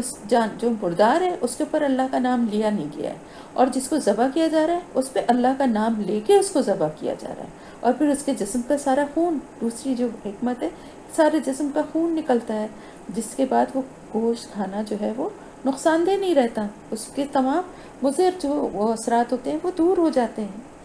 تو اللہ تعالیٰ فرما رہا ہے کہ تمہیں تو سارے احکامات تفصیل سے بتا دیے گئے ہیں کہ کیا کیا حرام ہے۔ سورہ مائدہ میں ہم نے شروع میں پڑھا تھا نا کہ کیا کیا حرام تھا، مردار اور خون اور خنزیر اور وہ جانور جن پر جو اللہ کے نام پہ جو نہیں قربان کیے جاتے وہ سب۔ تو یہ باقی سورہ نحل میں جو ہے وہ اس کی اور مزید ڈیٹیل آئے گی۔ یہ جو حالت اضطرار میں کھانے کا ہے، میں تھوڑا سا یہاں پہ آپ کو مختصراً بتا دوں کہ حالت اضطرار وہ حالت ہوتی ہے کہ جس میں انسان مجبور ہو جائے، انتہا کی بھوک کی شدت ہو اور کہیں پر کوئی حلال چیز دستیاب نہ ہو، مثلاً کسی صحرا یا کسی سفر میں ہے اور قافلے سے پچھڑ گیا اور اس کے پاس اب کھانے پینے کا کوئی سامان نہیں ہے، اور ایسے میں اس کو کوئی مرا ہوا جانور نظر آ جاتا ہے اور بالکل اس کی جان جو ہے وہ آخری اس پر آ گئی ہے، یا کوئی اور ایسی سچویشن ہے جس میں کہ حالت اضطرار میں اس آدمی کی زندگی اس کو اپنی بچانے کے لیے جو ہے وہ کچھ کھانا ضروری ہے، تو ایسے موقع پر اس چیز کی اجازت ہے کہ وہ اس مردار کو بھی کھا سکتا ہے یا حرام چیز کو بھی کھا سکتا ہے، لیکن اس کی نیت جو ہے وہ بغاوت کرنے کی، حد سے بڑھنے کی، سرکشی کرنے کی نہ ہو، اس کو انجوائے کرنے کی نہ ہو، اس کو اپنی عادت بنانے کی نہ ہو، یعنی یہ کہ اس گوشت کو ایک جیسے چند لقمے کھا کے اتنا سہارا کر لے کہ وہ آگے سفر کر سکتا ہے، یا اس وقت تک جب تک کہ اس کو کوئی حلال چیز نہ مل جائے تھوڑا اور ویٹ کر سکتا ہے، اتنا کھا کے وہ اپنے آپ کو اس قابل کر لے، اس حد تک اجازت ہے۔ لیکن اس گوشت کو انجوائے کرنا کہ اب تو مطلب میرے پاس کچھ کھانے کو ہے نہیں تو میں آرام سے اس کو جیسے دل چاہے پکاؤں، انجوائے کروں، کھاؤں، اور پھر اس کے بعد اس کو عادت ہی بنا لے کہ جب ذرا سی بھی کوئی مشکل سچویشن ہو تو وہ حرام کھانے کے لیے تیار ہو جائے، تو اگر ایسی نیت نہ ہو کسی انسان کی تو انتہائی مجبوری کی حالت میں وہ کھا سکتا ہے ایسے جانور کو جو کہ حلال نہیں ہے، اس کو بھی وہ کھا سکتا ہے۔ تو یہاں پر اسی کے بارے میں بتایا جا رہا ہے، اور آگے انشاءاللہ تعالیٰ اور اس کی تفصیل بھی آئے گی۔ تو یہاں پر اصل جو بات کہی جا رہی ہے، جو اصل اللہ کا میسج ہے وہ یہ ہے کہ لوگ اپنے طور پہ کسی چیز کو حلال یا حرام کا فیصلہ کسی چیز کے لیے نہیں کر سکتے۔ جو چیز اللہ کی نظر میں حرام ہے، جو چیز اللہ کی کتاب میں جس کے بارے میں آ گیا کہ وہ حرام ہے، وہی اصل میں حرام ہے، اور جس کو اللہ نے حلال قرار دے دیا، لوگوں کے کہنے سے وہ چیز حرام نہیں ہو سکتی۔ اور خاص طور سے یہی بات جس کی میں نے ڈیٹیل بتائی ہے کہ جو اللہ نے مارا اس کو کھانا جائز ہے، تو اللہ کے نام سے حلال کیا ہوا جانور جو ہے اس کو اللہ نے حلال قرار دیا ہے، تو وہی حلال ہے، بس اس کے علاوہ جو بھی مردار ہوگا وہ حرام ہے، اور جن چیزوں کو اللہ نے حرام قرار دے دیا ہے وہی حرام ہے۔ اپنے طور پہ کسی بھی حلال چیز کو، جیسے بہت سے لوگ کہتے ہیں کسی بیماری کی بات نہیں کر رہے کہ بعض دفعہ کسی بیماری کی وجہ سے ڈاکٹرز کی طرف سے کوئی چیز منع ہو جاتی ہے، مثلاً گائے کا گوشت منع ہے، کسی کو دودھ سے الرجی ہے تو وہ منع ہے، اس طرح کوئی چیز، وہ ایک میڈیکل ریزن ہوتا ہے، اس آدمی نے اپنے اوپر حرام نہیں کیا ہے، لیکن خود ہی سے کسی چیز کو اپنے اوپر حرام کر لینا، کہ قسم کھا لینا کہ ہم تو کبھی گائے کا گوشت کھاتے ہی نہیں ہیں، ہم یا کسی بھی اور چیز کو، گائے کے گوشت کے علاوہ بھی کسی بھی چیز کو، حلال کسی بھی چیز کو یاد رکھیں، آپ چاہیں کھائیں، کم کھائیں، یا اگر آپ کو نہیں پسند تو آپ نہ کھائیں، لیکن اس کو آپ اپنے اوپر حرام نہیں قرار دے سکتے کہ یہ بالکل، میں کبھی میرے سامنے بھی آئے تو میں اس کو ہاتھ بھی نہیں لگاؤں، میں کھاؤں بھی نہیں، کیونکہ جو چیزیں نعمتیں اللہ کی طرف سے حلال کی گئی ہیں، جیسے میں نے آپ کو بتایا تھا کہ گوہ جو ہے اس کا گوشت، ایک دفعہ گوہ جو ہے وہ حلال ہے، اور ایک دفعہ اس کا گوشت پکا کے کوئی صحابی تھے، وہ آپ صلی اللہ علیہ وسلم کے سامنے لے کر آئے، تو آپ صلی اللہ علیہ وسلم نے اس کو نہیں کھایا۔ تو ہوتا ہے کہ بعض دفعہ ہمارا دل کسی چیز کی طرف نہیں آماتا ہوتا، ہمیں کراہیت آتی ہے، کچھ لوگوں کو جھینگوں سے ہوتا ہے کہ وہ ان کو کراہیت آتی ہے، وہ نہیں کھا سکتے کچھ لوگ، اور اس طرح ٹھیک ہے، لیکن آپ اپنے اوپر حرام تو نہیں قرار دیا نا۔ حرام قرار دینے کا مطلب یہ ہوتا ہے کہ آپ سے کوئی پوچھے بھی تو آپ کہیں جی یہ ہرگز نہیں کھانی چاہیے، یہ چیز تو حرام ہے، یہ والی بات نہیں ہونی چاہیے۔ کسی اور ریزن کی وجہ سے اگر کوئی چیز نہیں کھاتا، یا اس کو نقصان کرتی ہے وہ نہیں کھاتا، یا اس کے دل میں کسی چیز سے کراہیت آتی ہے وہ نہیں کھاتا، اٹس اوکے، وہ گناہ کے اس میں نہیں آتی، لیکن اپنے لیے، اپنے گھر والوں کے لیے، یا اگر کوئی پوچھے تو اس کے لیے بھی کسی حلال چیز کو حرام قرار دے دینا۔ اور اسی طرح کسی حرام کو یہ بھی یاد رکھیں کہ آج کل یہ بھی ایک بہت بڑی ڈیبیٹ اکثر جگہوں پہ چھڑی ہوتی ہے کہ بہت ساری ایسی چیزیں جو کہ حرام ہیں ان کو حلال قرار دینے کے لیے بھی بہت سے جواز اور دلیلیں بنائے جا رہے ہوتے ہیں، تو بہت کیئرفل رہیے، اور قرآن میں جتنا کلیئر آگے اور آیتیں آپ پڑھیں گے انشاءاللہ تعالیٰ صورتوں میں، تو آپ کو پتہ چلے گا کہ اللہ پاک نے کتنی ڈیٹیل سے ایک ایک بات بتا دی ہے کہ حلال اور حرام کے بارے میں، تو اس میں بہت احتیاط کرنا چاہیے، اور یاد رکھیے کہ اللہ کے حکم کے آگے کسی کا حکم نہیں ہے، اللہ کی بات کے آگے کسی کی بات نہیں ہے۔ وَإِنَّ، اور بے شک، کثیرن، بہت سے، کثرت سے، لَيُضِلُّونَ، البتہ وہ گمراہ ہیں، بِأَہْوَائِهِمْ، اپنی خواہشات کی بنا پر، بغیر علم، بغیر علم کے صرف اپنی خواہشات کی پیروی کرتے ہیں، جو دل چاہتا ہے اس کو حلال قرار دے دیتے ہیں، جو دل چاہتا ہے اس کو حرام قرار دے دیتے ہیں، اپنی مرضی سے، اپنی آپ کو پتہ ہے کہ بہت سے، کچھ میں نے سنا کہ لوگ اس طرح سے جو باہر امریکہ میں، یورپ میں، ایسے ملکوں میں ہیں،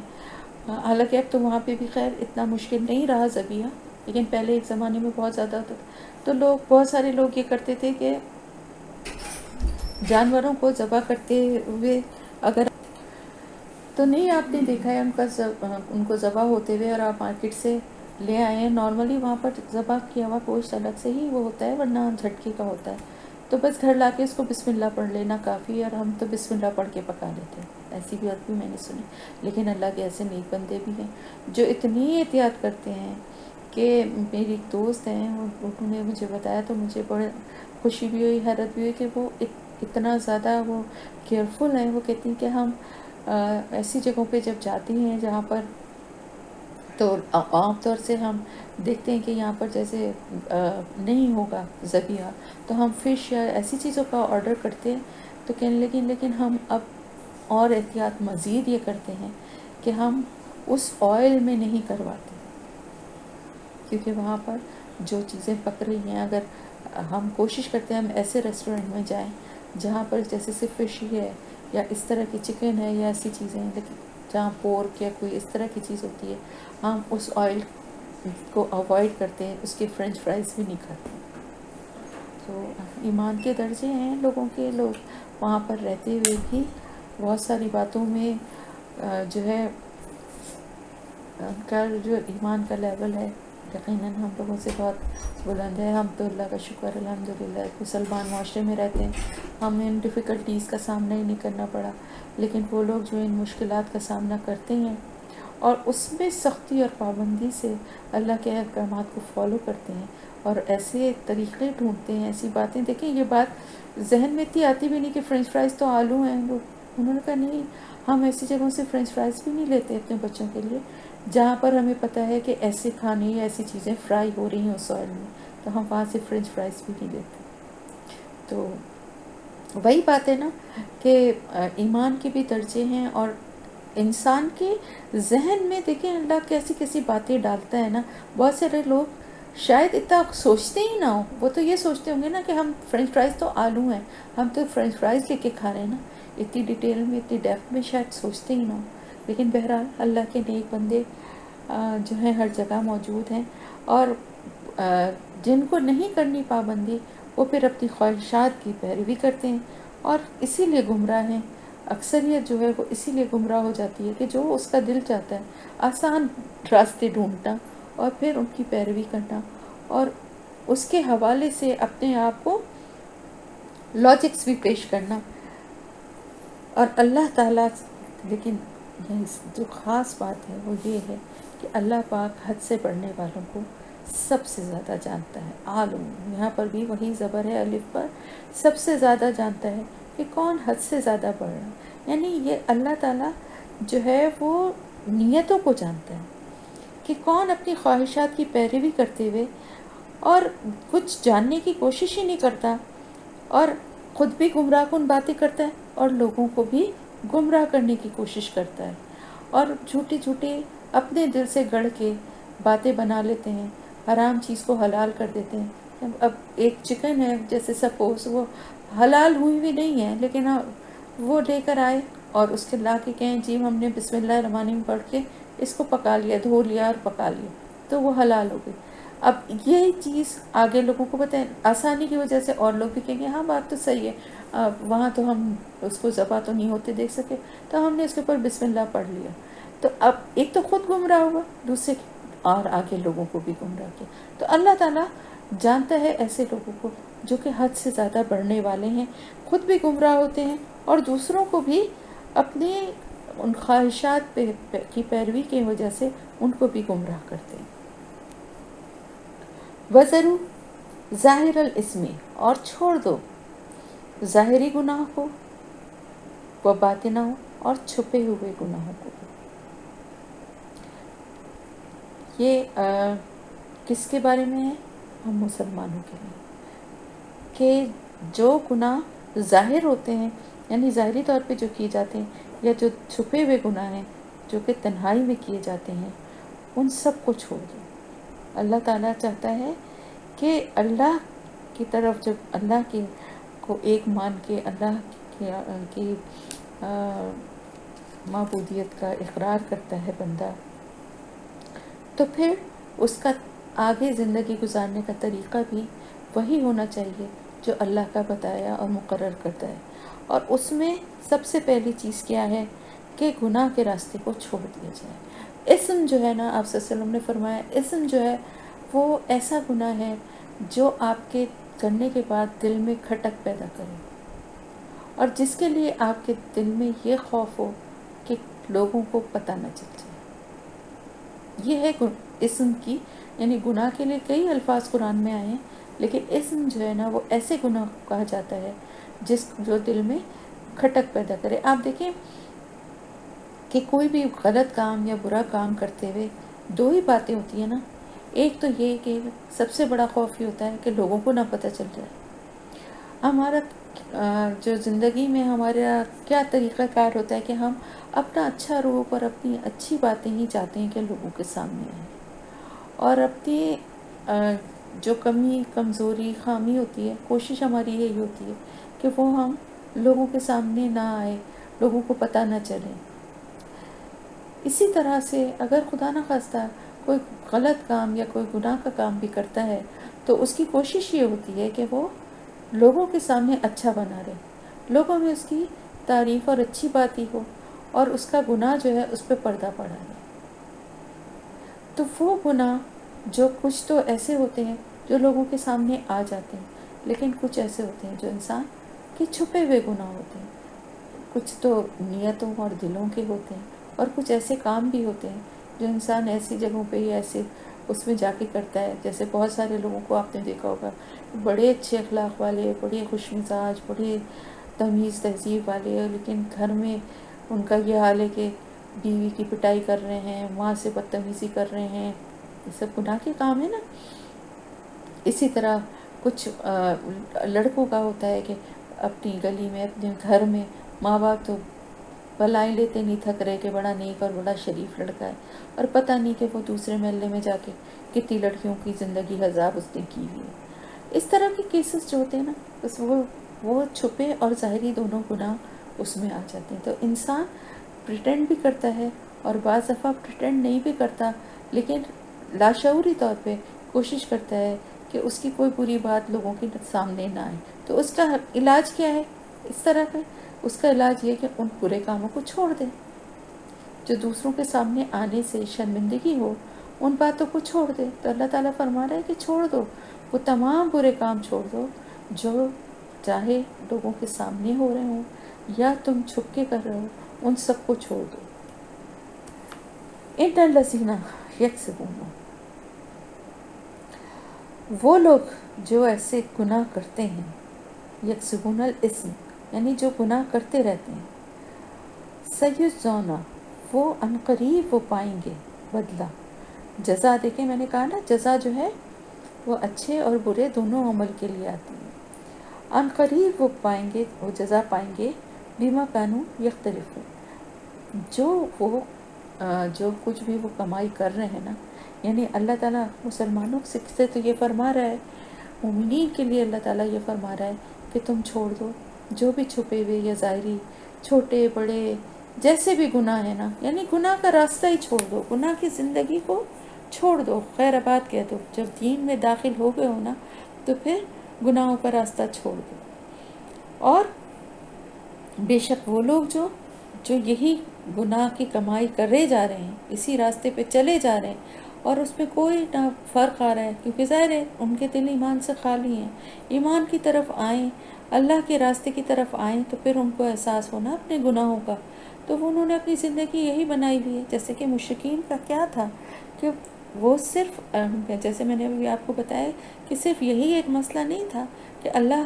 ایک اللہ کی عبادت کرنا اور اپنے بتوں کو چھوڑنا، بلکہ وہ تمام جو ناچ گانے کی محفلیں تھیں اور جو بھی وہ زیادتیاں کرتے تھے، جو لوگوں کے حق مارتے تھے، وہ سب بھی تو واپس کرنا پڑتا نا. غلاموں کے ساتھ اچھا سلوک کرنا پڑتا. بہت ساری باتیں تھیں، بہت سارے کام تھے جو ان کی چودراہٹ تھی وہ بھی ختم ہوتی. تو یہ ساری باتیں بھی آڑے آتی تھیں ایمان لانے میں. تو اللہ تعالیٰ فرما رہے ہیں ان کو چھوڑ دیں، جو یہ کمائی کرتے ہیں گناہوں کی ان کو کرنے دو، عنقریب ان کو بدلہ ملے گا ان کے گناہوں کا. جو کچھ بھی وہ کمائی کی ہے نا انہوں نے، ایسا نہیں ہے کہ وہ اسی زندگی میں ہمیشہ رہیں گے. عنقریب ان کو اس کا بدلہ ملے گا. وَلَا تَأْكُلُوا اور نہ تم کھاؤ، مما اس میں سے جو لم نہیں یذکر اسم اللہ نام لیا گیا اس پر اللہ کا، وَإِنَّهُ لَفِسْقٌ اور بے شک وہ البتہ فسق ہے، نافرمانی ہے، گناہ ہے. تو اللہ تعالیٰ فرما رہا ہے کہ جو لوگ ایسا کر رہے ہیں، جو گناہ کے کام کر رہے ہیں اور وہ حرام کو حلال کہہ کے کھا رہے ہیں، ان کو کھانے دو، لیکن تم مت کھاؤ. جو چیزیں اللہ نے تمہارے لیے حرام کر دی ہیں اور ان میں سے سر فہرست کیا ہے، جن پر اللہ کا نام نہیں لیا گیا. یعنی لوگوں کی ان بہکانے والی باتوں میں مت آؤ کہ یہ جانور بھی تو اللہ نے ہی مارا ہے. بے شک مارا ہے، لیکن اللہ کے بتائے ہوئے طریقے سے ہمیں جانور حلال کر کے کھانا ہے، کیونکہ اللہ نے ہم سے یہ کہا ہے. لوگوں کے لیے نہیں کرو، کیونکہ اللہ تعالیٰ کے لیے ایمان لائے ہو نا، اور اللہ تعالیٰ کے لیے ہی اپنے عمل کو بدلنا ہے. تو اللہ تعالیٰ نے جو بتایا ہے طریقہ، اسی طریقے سے جو جانور حلال کیا جائے اس کو کھاؤ، اور جس پر اللہ کا نام نہیں لیا جائے اس کو نہ کھاؤ، کیونکہ یہ بہت بڑا گناہ اور نافرمانی ہے، بہت ہی زیادہ فسق ہے. وَإِنَّا اور بے شک الشیاطین اور شیاطین جو ہیں، لیوحون البتہ وہ وحی کرتے ہیں،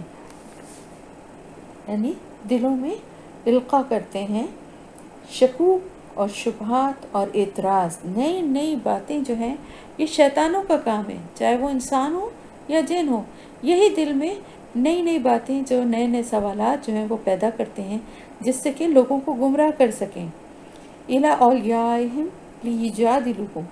اپنے دوستوں کی طرف کرتے ہیں. ان کے دوست کون ہیں؟ جو ان کے ان وسوسوں میں، ان کی ان شکوک و شبہات والی باتوں میں آ جاتے ہیں، وہ ہیں ان کے دوست.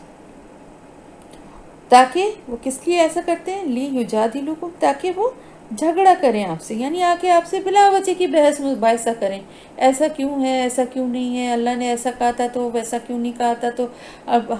ہم ایسا کریں. اب جیسے دیکھیں نا، دین میں جو بحث کرنا غیر ضروری بحث کرنا جو ہے نا وہ ناپسندیدہ ہے. کھلے ہوئے احکامات اور اللہ کے جب آ گئے ہیں قرآن میں، اس کے بعد اس میں بحث مباحثہ کر کے نئے نئے راستے نکالنا گناہ ہے. تو یہاں پر وہ کیا کرتے تھے کہ کہیں سے یہودی علماء سے بات کرتے تھے، کہیں سے کچھ کرتے تھے، اور نئے نئے سوالات اور باتیں لے کر آتے تھے. اور یہ سب کون ہیں؟ ان سب کو کیا کہا گیا ہے؟ جو ان کے مددگار تھے، شیاطین ہیں. وہ ان کے دلوں میں یہ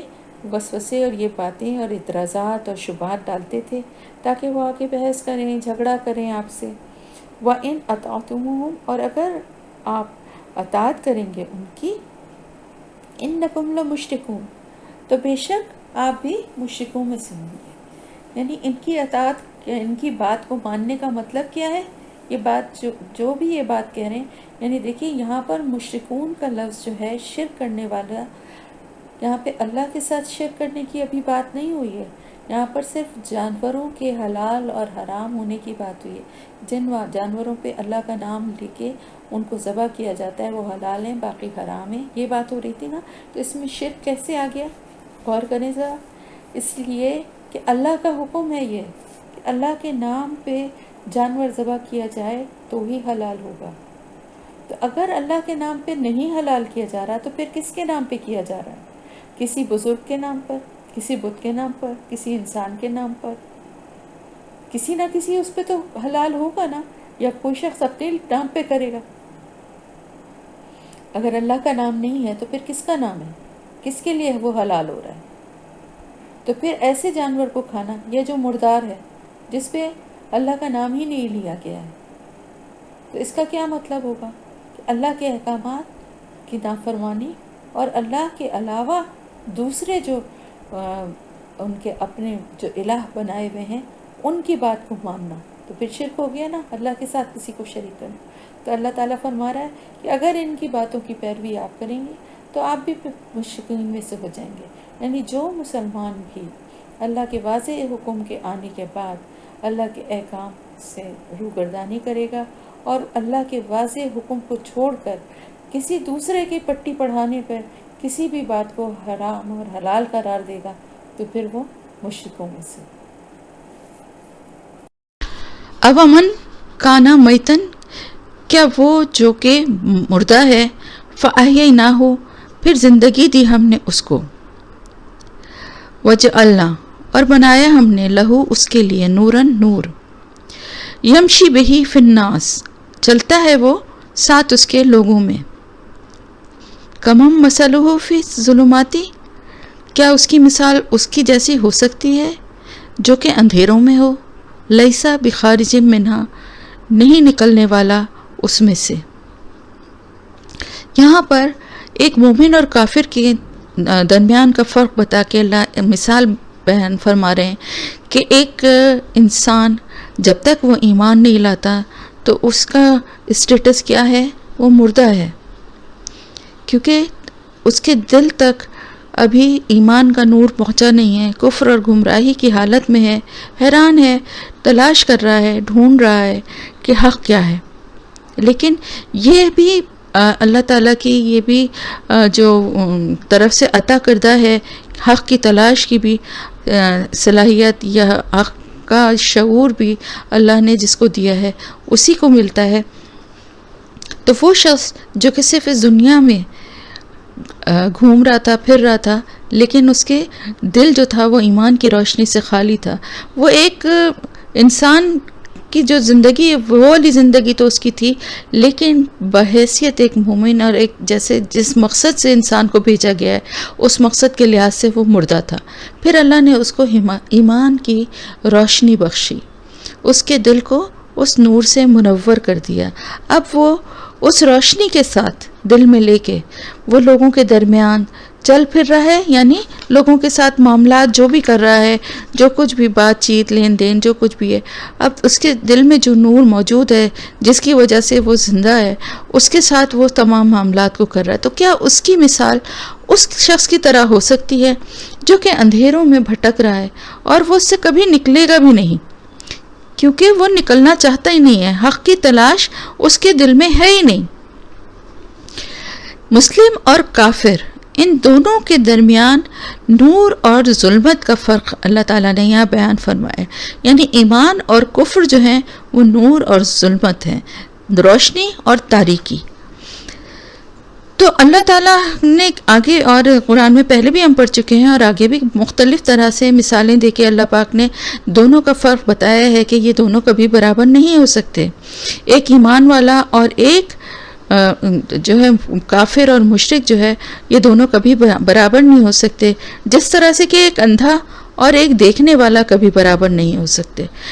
جس شخص کو نظر آتا ہے اس کی مثال ہم کسی اندھے کے ساتھ نہیں دے سکتے. بالکل اسی طرح کہ وہ شخص جس کے دل میں ایمان نہیں ہے تو وہ ایسا ہے کہ جیسے کہ وہ مردہ ہے، قبر میں ہے، جس تک کوئی اللہ کا حکم، کوئی اللہ کی بات اس کے دل تک نہیں پہنچ رہی ہے. اور جو حق کی تلاش کرتا ہے اور اللہ کا پیغام اس کے دل میں تک پہنچ جاتا ہے تو اس کے دل میں اب اللہ کے دین کا، اللہ کی طرف سے عطا کردہ نور موجود ہوتا ہے. جیسے یہاں پر میں مثال دوں گی، جیسے حضرت عمر رضی اللہ تعالیٰ عنہ تھے، حضرت حمزہ رضی اللہ تعالیٰ عنہ تھے،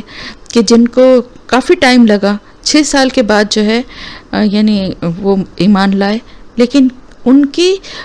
فرق کیا تھا باقی لوگوں میں اور ان میں کہ وہ حق کو پہچاننے کی ان کے اندر سے وہ خواہش ختم نہیں ہوئی تھی. وہ انہوں نے جیسے باقی لوگوں نے ایک بنا دیا تھا، ایک ماحول ایسا بنا دیا تھا کہ لوگوں کو اس طرف آنے ہی نہیں دیتے تھے، اور آپ صلی اللہ علیہ وسلم سے من گھڑت جھوٹی سچی باتیں گڑھ کے اور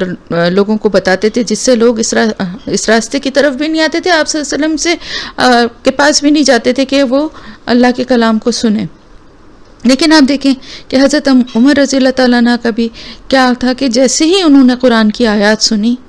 تو ویسے ہی، حالانکہ کتنے غصے میں بھرے ہوئے تھے اور کس طرح سے گئے تھے کہ جب ان کو تانا دیا گیا تھا کہ تم اپنے گھر کی خبر لو، تمہاری تو بہن اور بہنوئی بھی ایمان لے آئیں، تو کتنے غصے میں گئے تھے. لیکن کلام الہی کو سنتے ہی ٹھنڈے ہو گئے اور کہا کہ مجھے سناؤ، اور سننے کے بعد فوراً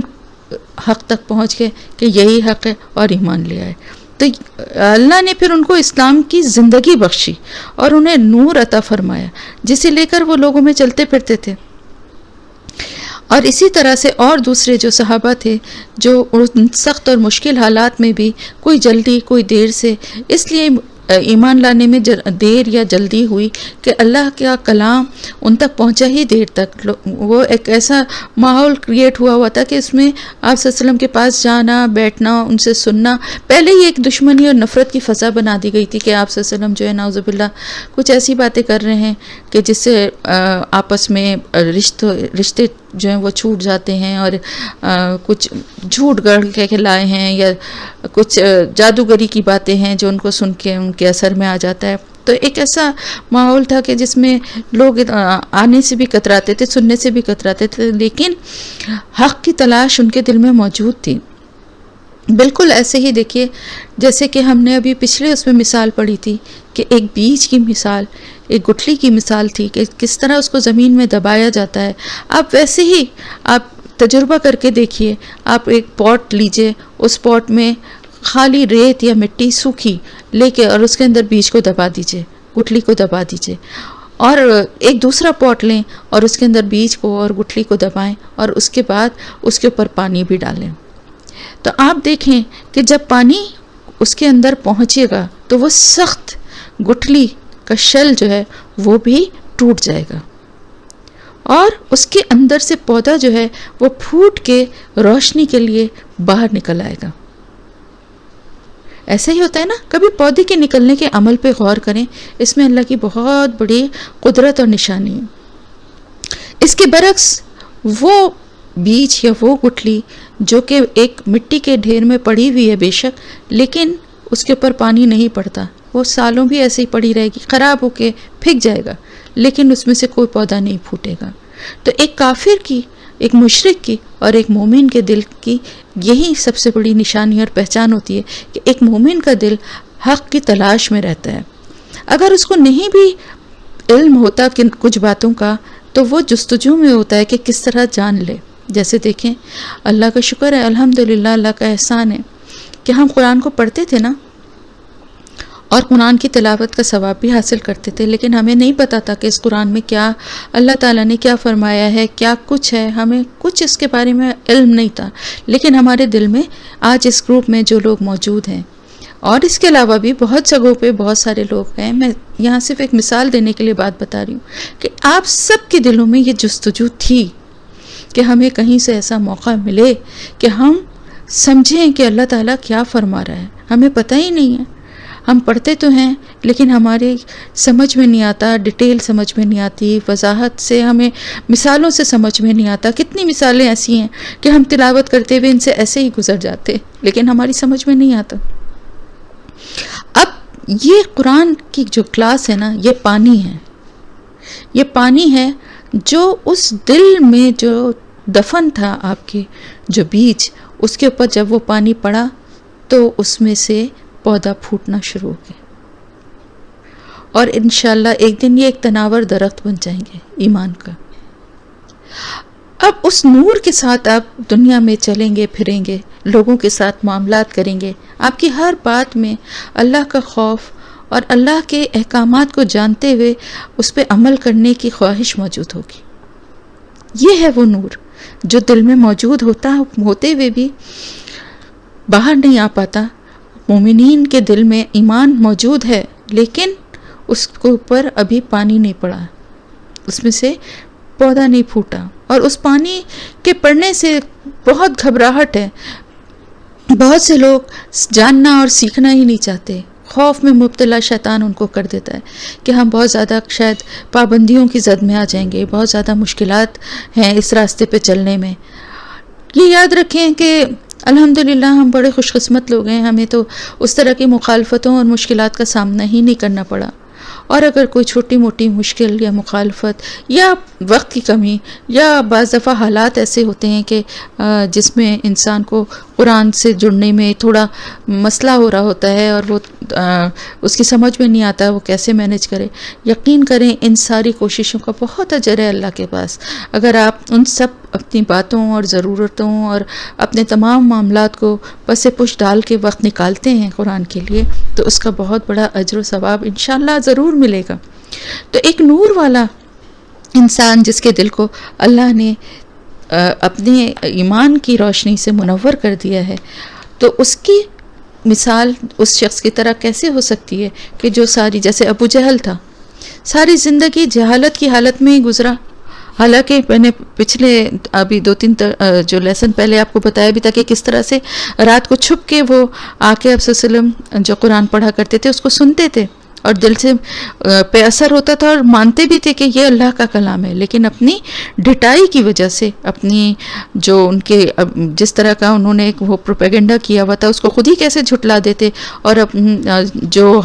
یہ تو اقتدار اور پوزیشن کا بھی ایک معاملہ تھا نا کہ کیسے آپ کی بالادستی آپ صلی اللہ علیہ وسلم کی قبول کر لیتے، اس وجہ سے انکار کرتے رہے۔ تو پھر اب وہ شخص جو ہے وہ ان تاریکیوں میں سے کبھی نہیں نکل سکتا، اور وہ ساری زندگی اسی طرح جہالت کے اندھیروں میں ہی بھٹکتا رہے گا اور اسی حالت میں مر جائے گا جیسا کہ ابو جہل مر گیا۔ اسی طرح اور بھی بہت سارے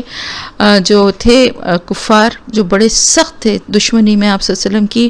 اور کسی طرح ایمان کی طرف آتے ہی نہیں تھے، تو وہ جو ہے ان کا حال یہی ہوا کہ وہ اسی تاریکیوں میں ہی رہے، جیسا کہ اللہ تعالیٰ نے فرمایا کہ بخارج منہا، وہ کبھی اس میں سے نکل نہیں پائیں گے، اور اسی حالت میں وہ مر بھی گئے۔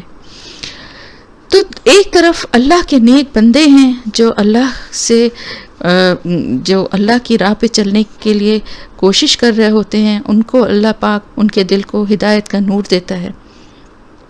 اور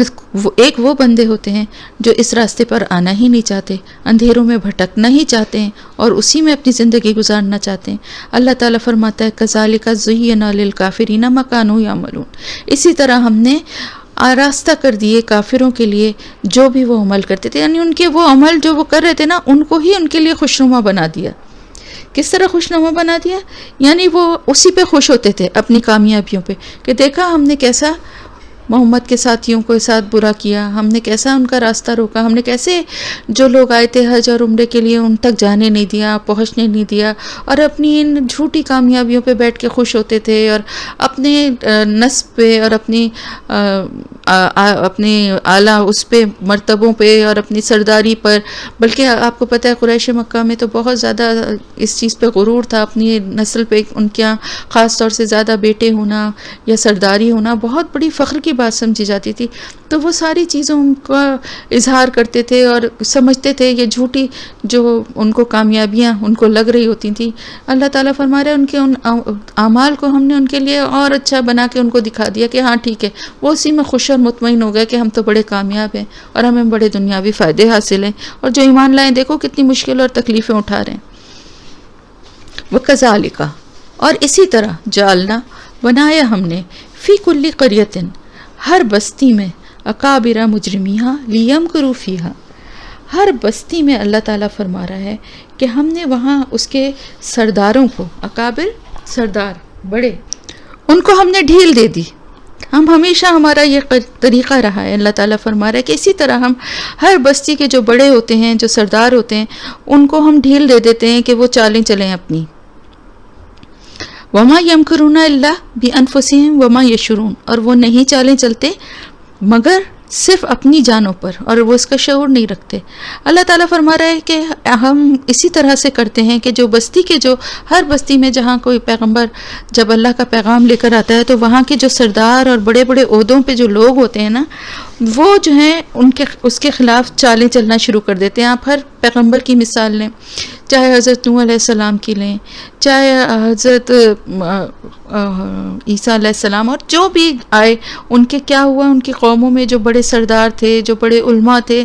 وہ سب کے سب ایک محاذ بنا کے بیٹھ گئے ان کے خلاف، اور طرح طرح کی چالیں چلنا شروع کر دیں کہ کسی طرح ان کو جھوٹا ثابت کریں، کسی طرح ان کو کے راستے میں رکاوٹیں کھڑی کریں۔ حضرت نوح علیہ السلام کی قوم میں حضرت نوح علیہ السلام 1000 سال تک اللہ کا پیغام پہنچانے کی کوشش کرتے رہے لوگوں تک، لیکن کیا تھا وہاں پہ بھی ان کے جو بڑے تھے، سردار تھے، وہ لوگوں کو سننے ہی نہیں دیتے تھے، اور لوگوں کے اوپر ان کا اتنا کنٹرول اور ہولڈ تھا، کیونکہ ظاہر بڑی پوزیشن پہ جو لوگ ہوتے ہیں ان سے بہت سارے اور معاملات کا بھی تعلق ہوتا ہے، تو لوگ ان سے ڈرتے بھی ہیں، ان کا لحاظ بھی کرتے ہیں، اور ان سے کھلم کھلا دشمنی مول نہیں لے سکتے۔ تو اسی طرح یہاں قریش میں بھی جو بڑے بڑے سردار تھے انہوں نے ایک محاذ بنایا ہوا تھا، اور ان کو یہ تکبر تھا، اور جو وہ تھا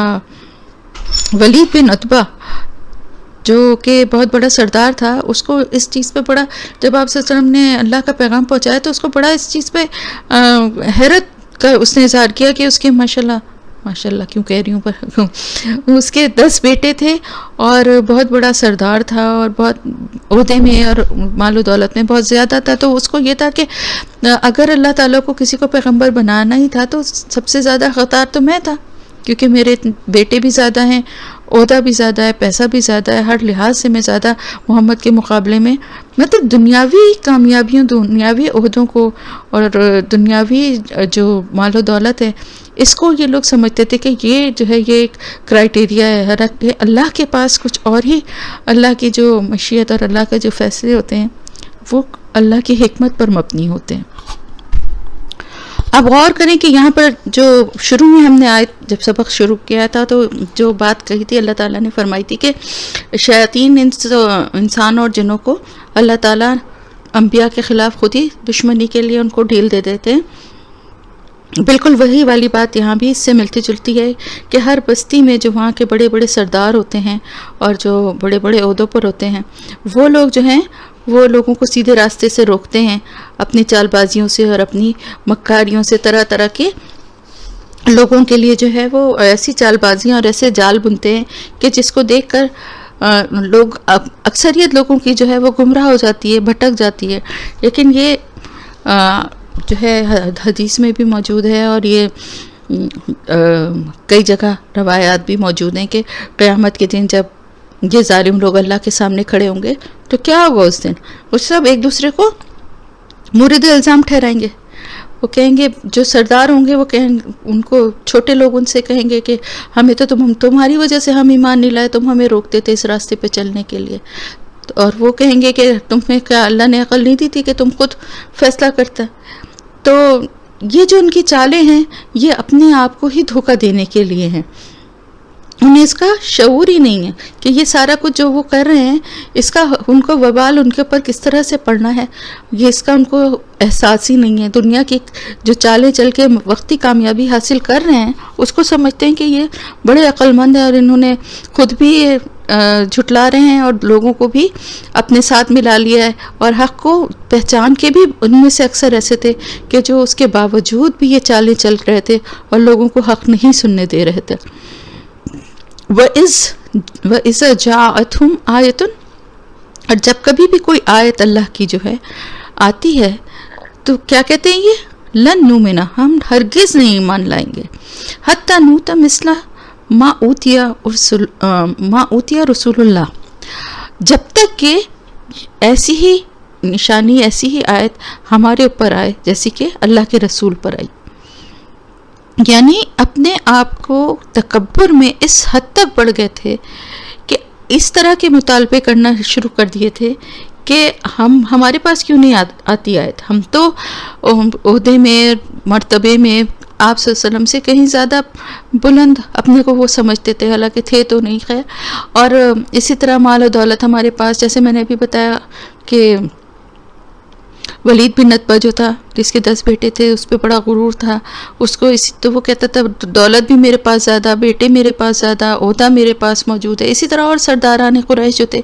ان کو بھی یہ ہوتا تھا کہ ہم تو زیادہ پیسے والے ہیں، اور کیونکہ آپ صلی اللہ علیہ وسلم بہت اعلیٰ اور اچھا آپ کا جو خاندان اور آپ کا جو نسب تھا، اور آپ کی ذات سے بھی بہت مروب تھے. اس سے پہلے وہ خود ہی آپ صلی اللہ علیہ وسلم کو سردار بنانے اور ہر طرح کے عہدے کی پیشکش بھی کر چکے تھے کیونکہ آپ کے اوصاف کی وجہ سے. لیکن اس وقت جو مالی طور پہ اور جو آپ کو وہ جس پوزیشن پہ دیکھ رہے تھے اس کے مقابلے میں سمجھتے تھے کہ ہم زیادہ بڑے سردار ہیں اور ہم ایکا بھی کر لیا، اور ہم لوگوں کے پاس آپ صلی اللہ علیہ وسلم کے پاس کیوں آتی ہے وہی، ہم تو اس وقت مانیں گے جب یہ فرشتے ہمارے پاس بھی وہی ڈائریکٹ لے کر آئیں. یعنی ہم آپ صلی اللہ علیہ وسلم کو نعوذ باللہ ان کی رسالت کا ہی انکار کر رہے تھے کہ ہمیں یہ جو بیچ میں رسول ہے اس کے بجائے ڈائریکٹ ہمارے پاس فرشتے ہیں.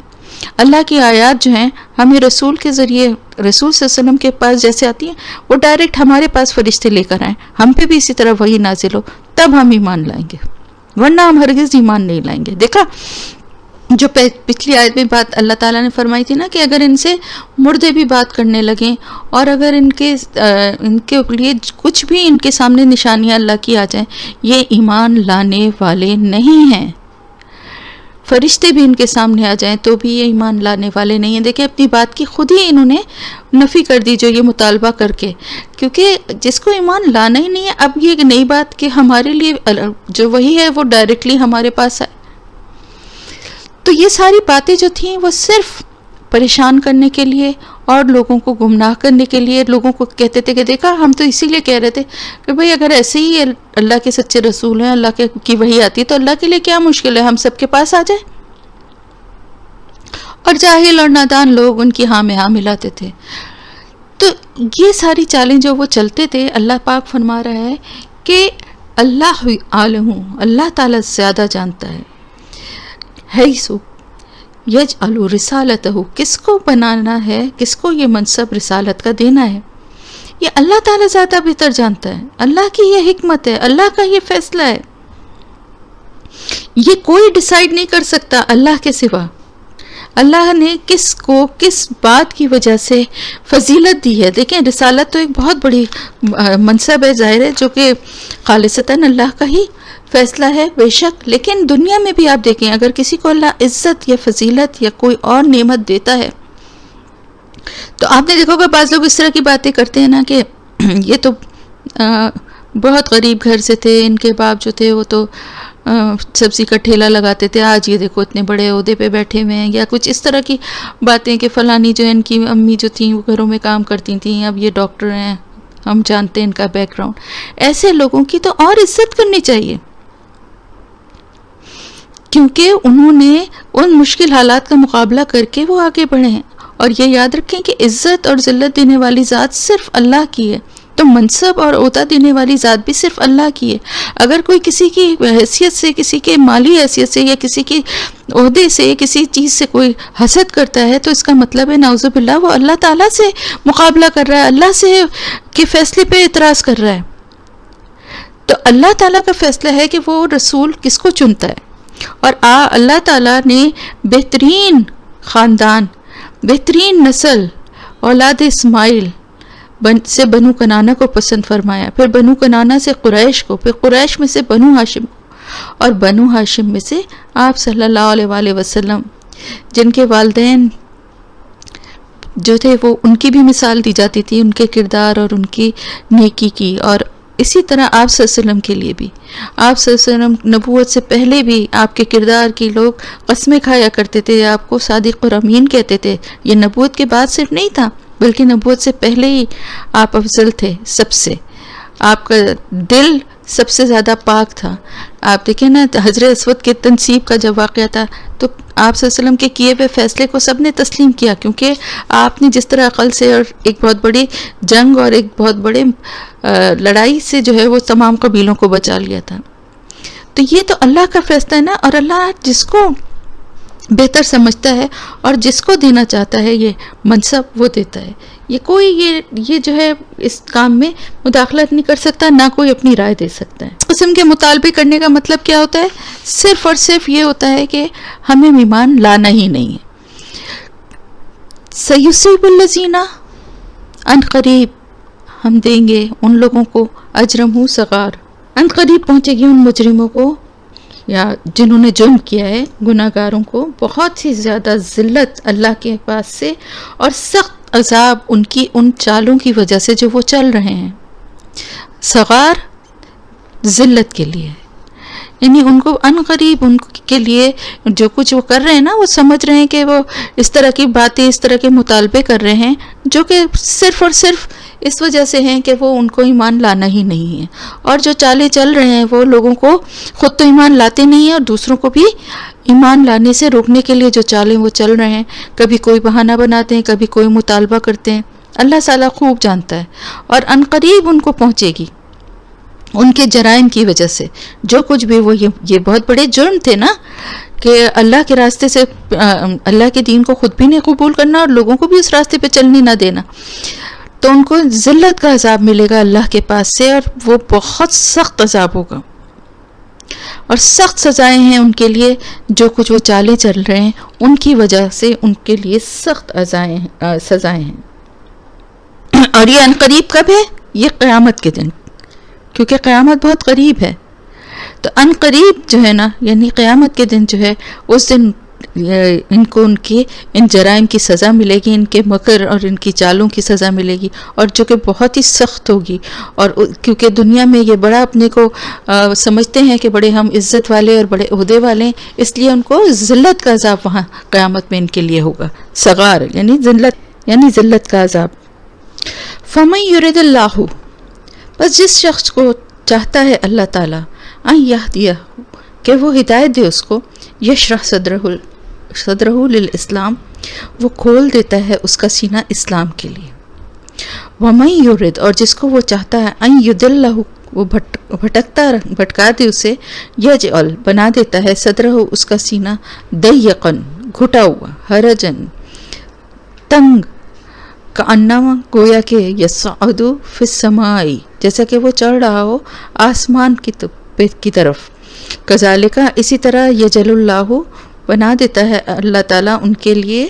رجسا علی الذین لا یؤمنون، ان کے اوپر گندگی اور نجاست اللہ تعالیٰ ان کے اوپر ڈال دیتا ہے جو ایمان نہیں لاتے یا نہیں لائیں گے یا نہیں لانا چاہتے.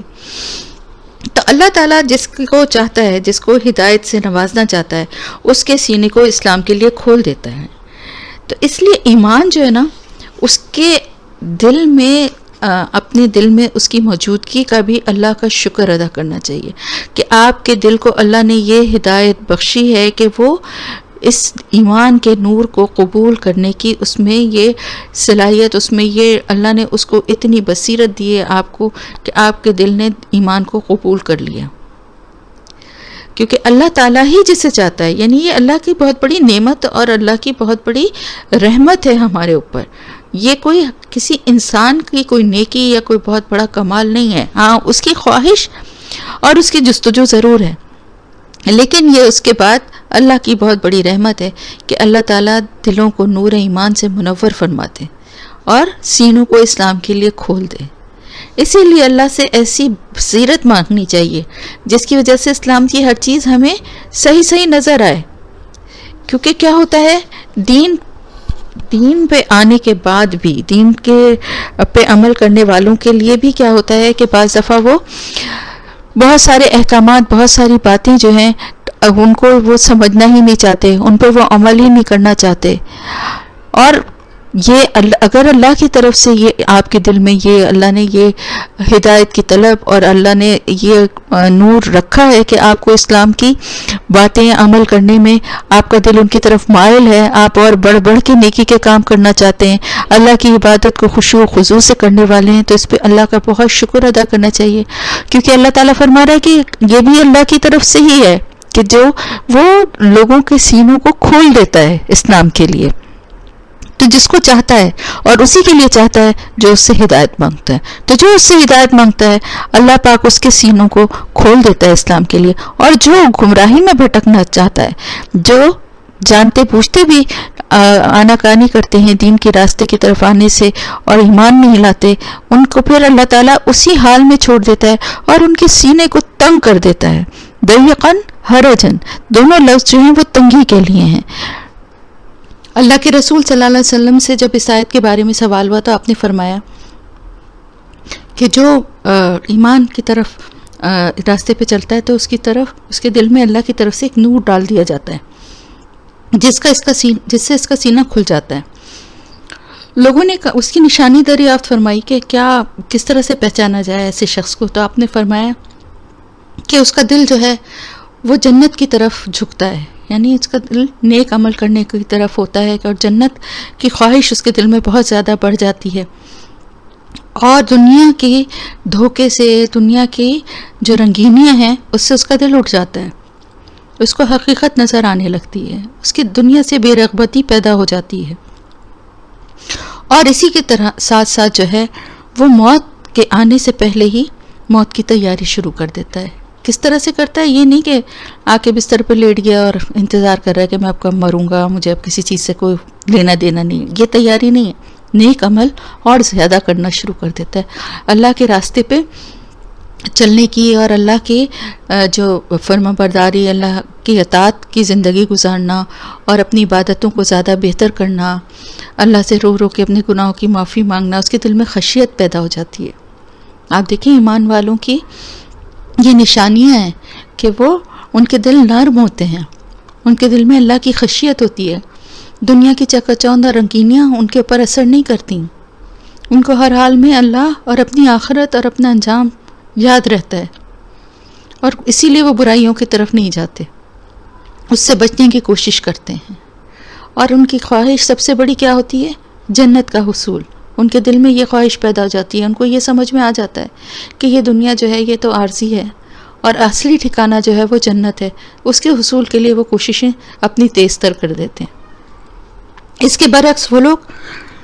جو کہ ایمان نہیں لانا چاہتے تو ان کا سینہ جو ہے وہ تنگ کر دیتا ہے اللہ. ضیقاً حرجاً، ضیقاً یعنی گھٹا ہوا، تنگ کرنا، اور حرجاً جو ہے وہ بھی تنگی کے لیے ہی ہے. لیکن اس کی مزید ڈیٹیل جو ہے حضرت عمر فاروق رضی اللہ تعالیٰ عنہ نے ایک اہل زبان سے جب معلوم کی تو انہوں نے بتایا کہ حرجہ کے بارے میں انہوں نے کہا کہ ایگزیکٹلی یہ ایک لفظ جو ہے یہ ایک ایسے درخت کے لیے کہا جاتا ہے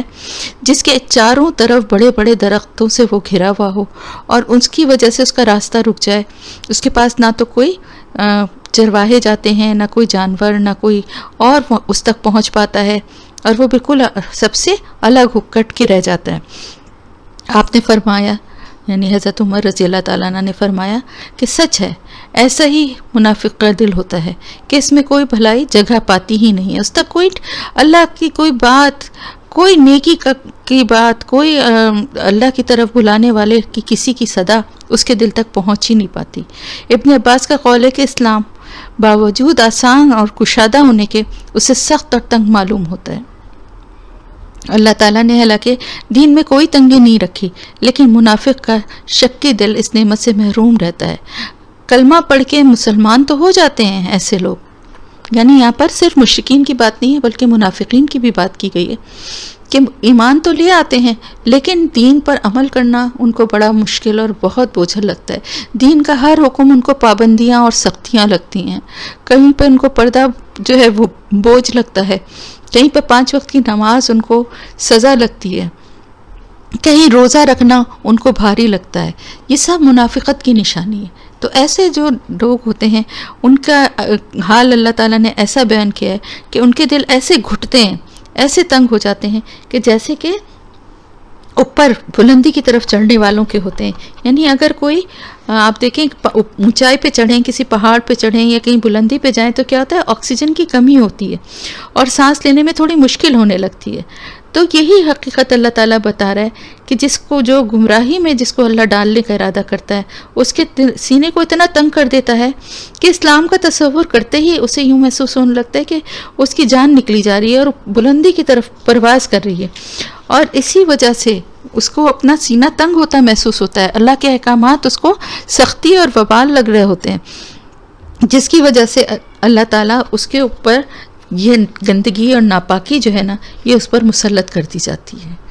یہ اللہ کی طرف سے ایک نحوست ہے جو ان پر برسنا شروع ہو جاتی ہے۔ جو کہ ایمان نہیں لاتے ان لوگوں کی بات ہو رہی ہے کہ ان کے اوپر پھر یہ نحوست برسنے لگتی ہے کہ ان کے دل مردہ ہو جاتے ہیں، کیونکہ مردہ دل والے ہی اسلام کو قبول نہیں کرتے نا، اور پھر اللہ ان پہ شیطان مقرر کر دیتا ہے جو انہیں بہکاتے رہتے ہیں اور مزید اس کو ایمان سے اور اللہ سے دور لے جاتے ہیں اور ان پر نحوست برستی رہتی ہے اور عذاب کے حقدار بن جاتے ہیں۔ وَهَذَا صِرَاطُ رَبِّكَ، اور یہ راستہ ہے تیرے رب کا مستقیمہ سیدھا، قَدْ فَصَّلْنَا الْآيَاتِ لِقَوْمٍ يَذَّكَّرُونَ، بلا شبہ ہم نے تفصیل سے کھول کے صاف صاف آیات کو بیان کیا ہے ان لوگوں کے لیے جو نصیحت حاصل کرنا چاہتے ہیں۔ یعنی کہ کتاب تو بالکل صاف اور واضح احکامات پر مبنی ہے، سیدھا راستہ جو ہے بالکل کلیئر ہے، اس کتاب کو پڑھنے سے سب کچھ صاف اور واضح ہے۔ اب اگر سورہ فاتحہ کو ہوئی صرف اس کی کہ آپ ترجمہ پڑھیں تو آپ کو سیدھے راستے کی نشاندہی ہو جاتی ہے۔ ایاک نعبد و ایاک نستعین، صرف تیری ہی ہم عبادت کریں گے اور صرف تجھ سے ہی ہم مدد مانگتے، بس یہ بنیاد ہے ایمان کی، یہ اساس ہے۔ پھر اس کے بعد اللہ کا کوئی بھی حکم بھاری اور بوجھ نہیں لگتا، خوشی خوشی دل تیار ہوتا ہے اللہ کے بتائے ہوئے راستے پہ چلنے کے لیے۔ یہی ایمان والوں کی نشانی ہے، اور اللہ تعالیٰ فرما رہا ہے کہ یہ سب نشانیاں کھول کے صاف صاف اسی لیے بتائی گئی ہیں کہ وہ لوگ جو نصیحت حاصل کرنا چاہتے ہیں ان کے لیے آسانی ہو جائے، وہ آرام سے سمجھ لیں۔ لَهُمْ دَارُ السَّلَامِ عِنْدَ رَبِّهِمْ وَهُوَ وَلِيُّهُمْ بِمَا كَانُوا يَعْمَلُونَ، اور ان کے لیے ہی ہے دار السلام عند ربهم، ان کے رب کے پاس۔ دار السلام جو ہے نا یہ جنت کا ہی ایک نام ہے۔ دار السلام یعنی سلامتی کا گھر، جنت جو ہے نا وہ سلامتی کا گھر ہے۔ سلامتی کے گھر کا کیا مطلب ہے؟ سلامتی کے گھر کا مطلب یہ ہے کہ جو نعمتیں وہاں پر ملیں گی وہ سلامت رہیں گی، تو کبھی چھنیں گی نہیں۔ جیسے کہ اس دنیا میں رہتے ہوئے آپ دیکھیں نا ہر وقت ایک دل کو دھڑکا ایک خوف رہتا ہے، کوئی بھی چیز ہے آپ کے پاس آپ کے دل کو اطمینان نہیں ہوتا، گھر ہے، سامان ہے، زیور ہے تو چوری کا ڈاکے کا ڈر ہے، آفس ہے، جاب ہے تو دوسرے لوگوں کی حسد اور مقابلے اور دوسری طرح کی پریشانیاں، کبھی لاک ڈاؤن ہے، کبھی کوئی اور مسئلے ہیں، جاب کا مسئلہ۔ مطلب آپ اگر ایک اچھی زندگی گزار رہے ہیں تو بھی آپ کے دل اور دماغ پہ ہر وقت ایک خوف تو رہتا ہے نا کہ کہیں یہ چیزیں کسی وقت چھن نہ جائے۔ اگر اسی طرح آپ اچھی جیسے صحت ہے تو بھی آپ کو خوف رہتا ہے کہ کہیں خدا نخواستہ کوئی بیماری، کوئی تکلیف دوسروں کی دیکھ کے ڈر لگتا ہے کہ کہیں ہمیں بھی نہ ہو جائے۔ غرض یہ کہ دنیا میں جو بھی نعمتیں ہیں نا سب عارضی ہیں. کب تک ہیں آپ کے پاس یہ اللہ کا فیصلہ ہے، جب تک ہیں. رشتے کی شکل میں ہوں، دولت کی شکل میں ہوں، یا کسی اور طرح سے آپ کو وہ نعمتیں حاصل ہوں، لیکن وہ آپ کو کچھ نہیں پتہ کہ وہ کب تک آپ کے پاس ہیں. اور آپ کو یہ بھی پتہ ہے کہ اگر وہ ہمیشہ بھی آپ کے پاس رہیں تو ایک دن آپ کو خود ہی اس دنیا سے چلے جانا ہے. تو نہ یہ چیزیں باقی رہنے والی ہیں آپ کی زندگی میں، اور نہ آپ باقی رہنے والے ہیں. تو پھر اصل گھر جو ہے وہ دارالسلام ہے، سلامتی کا گھر ہے، جہاں پر جو نعمت ملے گی وہ ہمیشہ ہمیشہ کے لیے ہوگی. اور وہ انعام ہے ان لوگوں کا جو ان سارے احکامات پہ، ان ساری باتوں پہ جو اللہ کی آیات میں اللہ نے بیان کیا ہے، سیدھے راستے پہ چلنے کی جو نشانیاں اور جو طریقے ہیں، ان پہ عمل کرنے والے لوگوں کے لیے جو ہے وہ اللہ پاک نے یہ دارالسلام رکھا ہے. اور پھر اس کے ساتھ ہی ساتھ نہ صرف یہ کہ دارالسلام ہے ان کے لیے، بلکہ اللہ تعالیٰ ان کا دوست بھی ہوگا. ولیہم، دوست ہوگا ان کا، بما کانوا یعملون، یعنی جو نیک عمل اور کریں گے اور اللہ کے بتائے ہوئے راستے پہ چلیں گے تو ان کے نیک اعمال کا بدلہ صرف دارالسلام ہی نہیں ہوگا، ایسا گھر ہی نہیں ہوگا جہاں ہمیشہ کے لیے تمام اطمینان اور راحت اور خوشی ملے گی، بلکہ اس کے ساتھ ساتھ اللہ تعالیٰ ان کا دوست ہوگا. یہ کتنا بڑا آنر اور کتنا بڑا درجہ ہے ان مومنین کے لیے جو اللہ کے راستے پہ چلتے ہیں. اور یہ صرف اور صرف اسی لیے ان کو حاصل ہوگا کہ جو انہوں نے اللہ کے بتائے ہوئے طریقے کے مطابق زندگی گزاری تھی، اللہ کے احکامات کو مانا تھا، اور اللہ کے رسول نے جو کچھ کر کے دکھایا تھا اس کی پیروی کی تھی، اس کے نتیجے میں ان کو یہ سارے انعامات حاصل ہوں گے.